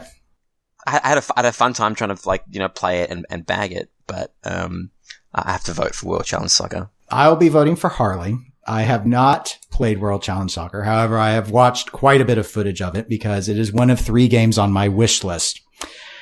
So, yes. No. So thank you for your honesty, Ryan. I do appreciate it. Though you are right that I'm fascinated. I only want it if it's cheap. But I'm fascinated by it because, if you don't know the story of World Challenge Soccer, there's a brief little story on it. That was John Norris's fastest design. He got that game put together in 5 weeks. Why would you want that then? That's not something that you should buy. You can be like, if you're a shareholder, you'd be like, yes, your fastest design. If you're a buyer, you're like, no. Well, I do expect it to be at a fairly subpar to pinball average pricing. So that's part of it. No, I'm interested. Okay. Let's. I've watched tuned examples. I think that the shots work reasonably well if the parts are working appropriately. Whereas I don't like Harley Davidson for all the reasons you've expressed. It's just multi-balls. All the multi-balls have the same lame rules. And you pointed out the main multi-ball, the Harley multi-ball, but red light multi-ball is no better. None of the multi-ball modes are any better. They all stink. They stink. How much is a World Challenge Soccer? Because, I mean, there's a limit to how low pinball prices can go in Australia, because they still have to import them. Like, all the World Challenge Soccers are coming from Europe. They have to clean them up. They have to convert them. They have to, get them to a sellable standard. But in the US, I guess, like, they go really cheap. Like, how cheap could you get one of these machines? Honestly, I've never seen one for sale because Gottlieb sent almost all the World Challenge Soccers to Europe. Most of them went to France. So in my world, a fully working one needs to be under $1,000. Yes, so you'd be looking at about 2,000 Australian dollars for one. And yeah, it's just people that sell it, I guess, to families that are buying a pinball machine for the first time. So I guess this is why pinball isn't flourishing. Or people who think they're getting World Cup soccer and are tricked. which I'll go in the story about it afterwards, but we didn't hear. Tony, which one are you abstaining? I'm going to abstain. Okay. I'll give you the quick lowdown on World Challenge Soccer because it is interesting. But John Norris did the design. He did Rescue 911. So if you love the helicopter, here's the sequel to it. What happened was they, being Gottlieb Premier, they wanted to get the World Cup license, and the licensor told them that they couldn't have it, that it was already acquired by Williams. So they knew Williams had the license and they wanted to beat them to market. So they told John Norris, just take something else and retheme it, basically. So he took one of his street level games called Car Hop, added on a ramp. And that was what he did for most of the 5 weeks. They added on a ramp. They gave it a new art package. They gave it new rules, I believe improved rules versus what Car Hop had. And they just needed it to keep the line busy until Rescue 911 was ready. So they only made like 1,400 of them, but they sold every single one because there was World Cup mania going on in Europe, and they just scooped those puppies up. Well, no, it wasn't. So they sold everyone. It was a huge hit. Well, the World Cup, huge hit for Gottlieb. The World Cup mania was happening in, I think, the 1994 World Cup was held in the US. So I guess you guys had the bug as well. All the soccer people were really excited for there to be a World Cup. So there was high demand for it. It surprised him. He didn't think it would be that. But yeah, that was his shortest design cycle ever. But to be fair, he already had a fully fledged design in his pocket that he reused. Oh my God. Of it. They just tacked on a ramp. It's just clicked. Okay. Deep Root. The 5 days of Deep Root is that when they're going to figure out what everyone's doing, right? With the theme. Like, Ghostbusters and Deadpool, and they're gonna get John Norris to muck up his designs in 5 weeks and just release them before everyone else. I figured it out. It's possible. It's possible. That's the 5 days of Deep Root is he's going to design a game in 5 days. Or he'll design a game every day for 5 days. 5 exactly. days. I don't know. Yeah. John, I mean, when we had the interview with Robert and he mentioned that he didn't understand why companies were insisting on having the programmers do the rules now, my immediate thought was he's having John Norris do his own rules because John always did his own rules. That was his thing. The problem, and I think that's completely fair. The problem, as John Norris would tell you, wasn't, and of course he could be biased because they were his rules, but he admitted that his frustration at Premiere wasn't that he didn't think he could do good rules, but they had a rule. You were never allowed to go back and change them after the first run unless it was a serious bug that would say, burn out transistors and such. So he was never allowed. He knew Gladiators had a scoring flaw. He wanted to fix it. He couldn't fix it. Gladiators is a great game if you could just fix the scoring. I think a lot of those Premiere games could be great games if people would reprogram them, but no one bothers. So it is what it is. But anyway, so that's the story about World Challenge Soccer. You should love it. No, I got my vote and I've already submitted. Okay, that's fair. I'm sure it will be moving on. Even though Harley Davidson is such a bad game, it actually makes Harley riders who play it want to own Hondas instead. That game probably sold more Gold Wings than any ad campaign Goldwing ever did. But, well, that is the last of the poll. And that's the last of the show. So I want to say thank you again to Ryan C. for coming on. But what do we got? You're intervening. I'm intervening first. My notes don't show an intervene. Because we're at the end of the show, and everybody except for me has had to be beeped this episode. So I just wanted to say, oh my God. Okay. I just want to be part of the team. Okay. I'm going to take one for the team. This is a lot of work because I have to move that beep around so much unless I just solidly. Yes. Everyone has had, you see, what Ryan doesn't know is I have a notepad out where I'm writing all the timestamps down on every word I have to censor. Yes. So, Marty does the same thing. My pad is full editing. Now. We got a good gig, Tony. Yes, it is. It's terrible. Oh, that's disgusting. That's disgusting. Okay. I want to stay on for another 2.5 hours and talk about loot boxes and everything that's happening in the video game world. Come on, guys. Loot crates! You want loot crate drama? I sent you my Xbox Live profile. So okay, he did. He sent me his profile, which I can safely summarize as saying it's just a bunch of bro shooters. That's like what it is. This is like, hey, let's see, let's play every game where people have no neck, like Gears of War and Halo, and there you go. So are you looking forward to the upcoming anticipated announcement of the new Halo game and the new Gears of War games? They're not confirmed yet.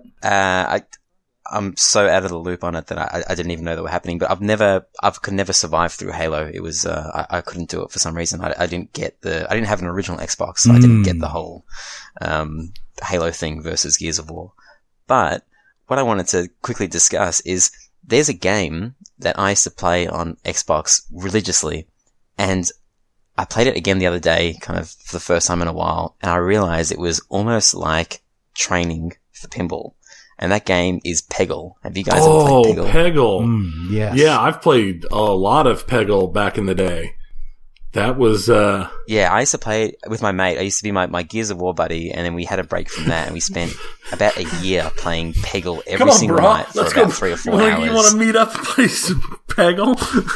It was just trash talking. Basically, we used to play each other and trash talk each other for like just the entire time, and it was quite fun.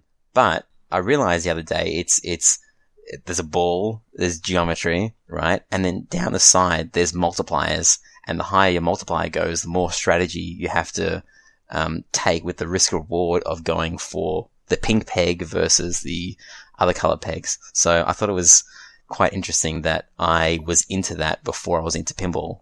and then I gravitated towards pinball and never played video games again. I never really thought about that, but that does make a lot of sense, and that's a solid game.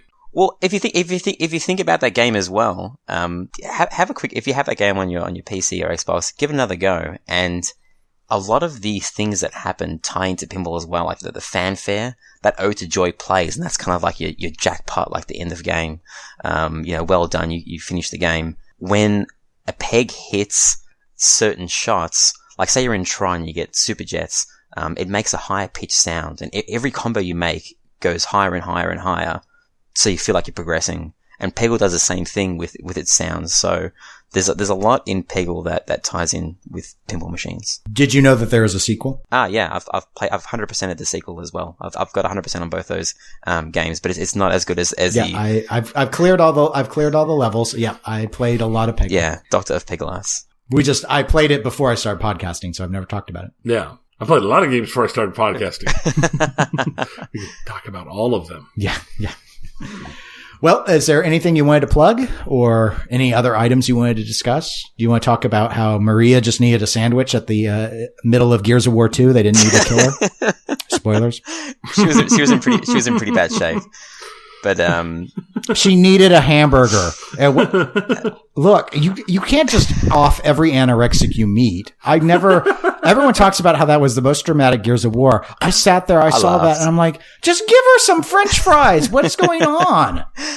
She's hungry. Feed her. You don't have to offer. I love that and Razor Hail. It was stupid. That whole game. Gears 2 is the worst Gears game. It's worse than Judgment.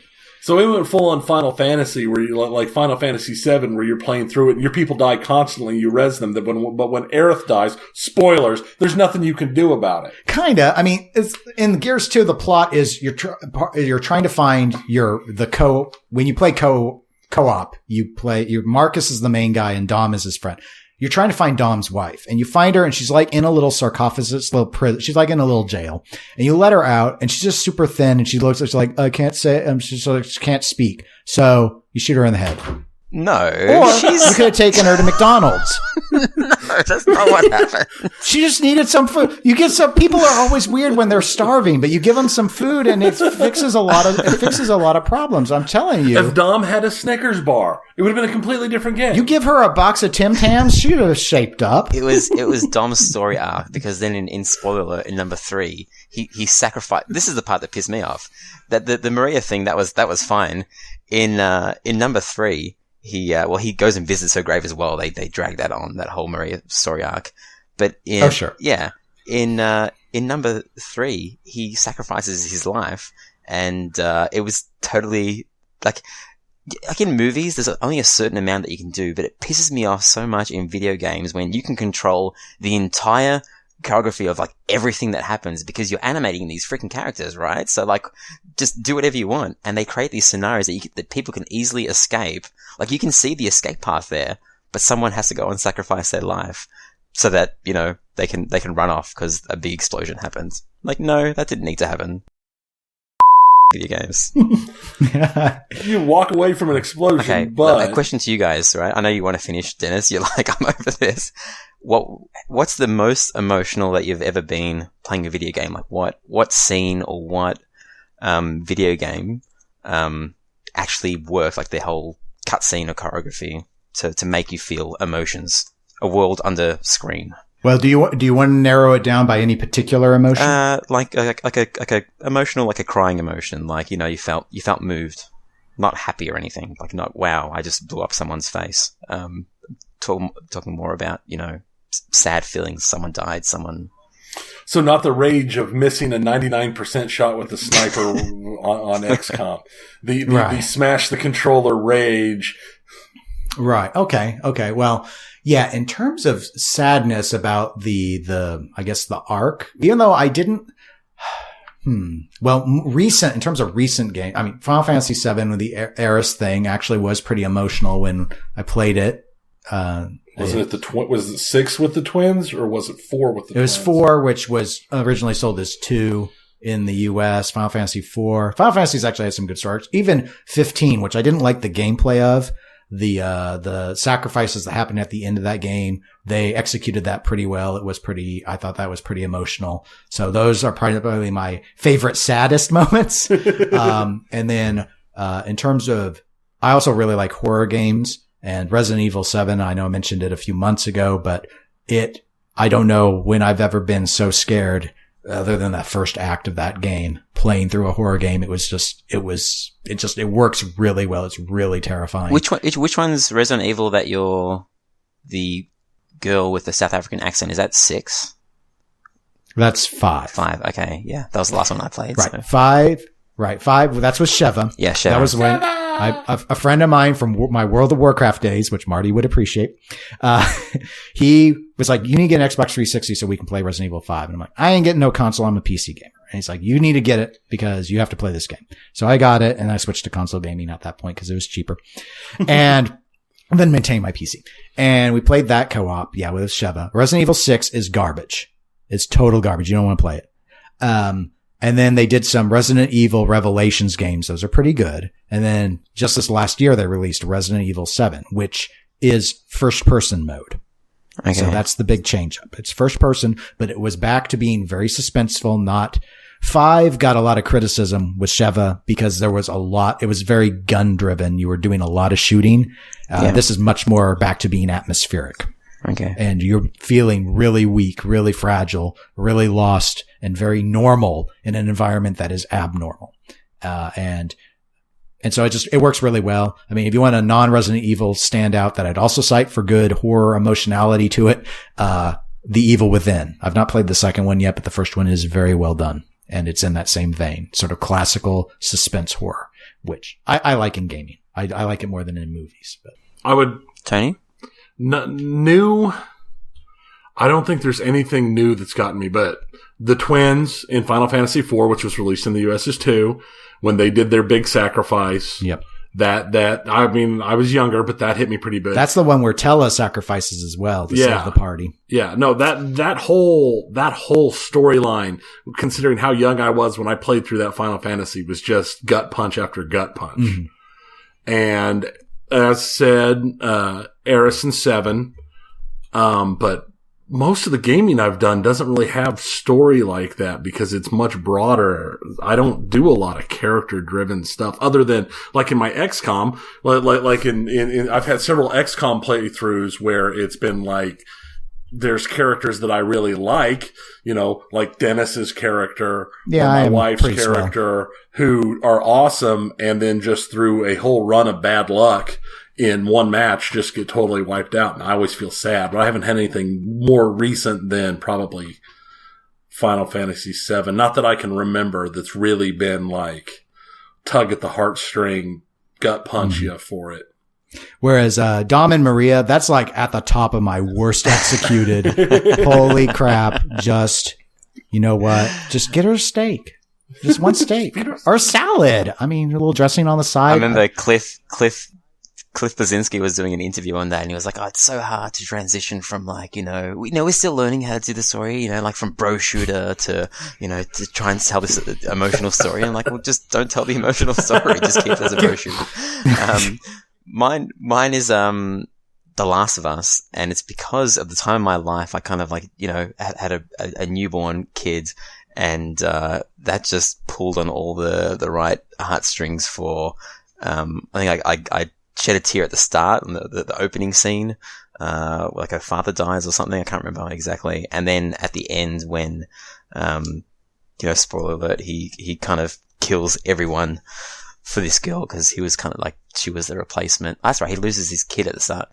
And she was kind of the replacement kid, and he would rather kind of live in that post-apocalyptic, world than have it all solved. Just so he can kind of share a relationship with her. Oh, that does remind me. Another one I do need to mention. I played through it twice on 2 different consoles, and it got me both times, and that is Telltale's first Walking Dead game. The very end. You're right. With Clementine. That is. I did the end differently both times, and both times I was like, oh gosh, the writing team on that They lost that writing team to another studio, I think, a little bit after that game. Yeah, I was about to say, I played all the Telltale games after that, and none of them were as they good. just couldn't capture the same. Yeah, kind of thing. the writers can't remember who they. Oh yeah, Firewatch. They went and did Firewatch. Oh yeah, Firewatch was amazing. So, it didn't have a tug on you. I mean, it had some sad it's good, moments. it's well written, but it was well written. Right. It didn't have any. So that's It so wasn't that's like. So dropping ball that with then. Clementine. Yeah, I was like, oh yeah, that's good. That's my favorite. That's my favorite story in Telltale. Yeah, my that was another one as well that is, I've got a little girl. Her name is very close to Clementine. So it was just too real for me as well. I know people who won't play that game. Anything kids. involved with little kids now. Yeah, well, I mean, kids will do that on occasion. I've actually turned movies off before because it's just been like, I can't watch any more of this movie. I just can't handle this. It's not. It's just too much. Before I had kids, I was like, yeah, that's fine. It doesn't matter. As long as they don't kill the dog, it's fine. Who cares? Oh, you can't kill dogs. That's basically that whole theory was played out and explored by John Wick. That's the plot. Yeah. It's like, but what happens if you kill a dog? That's what happens. So you leave dogs alone. And Marley and me as well. That was the other high action movie. And Turner and Hooch, which almost killed Tom Hanks' career. But terrible movie, terrible. All right. Well, okay. I will wrap it up now so that you can go and see your movie, Tony, and I can get dinner. You have been listening to the Eclectic Gamers podcast.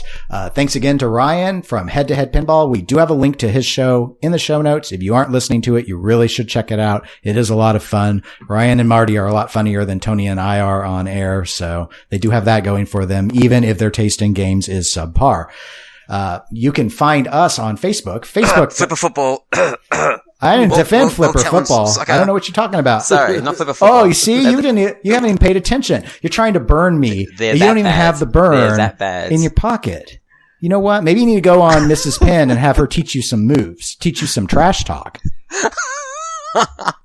You know what I'm saying? Brucey Woosey. That's right. You gotta be loosey goosey. You gotta be ready. I'm gonna look at your Dennissy Wenissy and Tony Woney. I've heard that one before. I've heard that one plenty of time. Tony Woney. You can also email the show, but we don't ask you to, as eclecticgamerspodcast@gmail.com. We're also available on other social platforms. Yeah, we're on Twitter and Instagram as eclectic_gamers. And that's it for 2 weeks. Thanks again, Ryan, for coming on. Thank you, and I apologize to everyone that has to listen to me twice in 24 hours. We'll see how long it takes me to edit all this profanity out. I just have timestamp, 4-letter word, timestamp, 4-letter word. I just marked all up. This is going to be a big pain. All right. Well, goodbye, everyone. See you, everybody. See ya. Oh. Son of a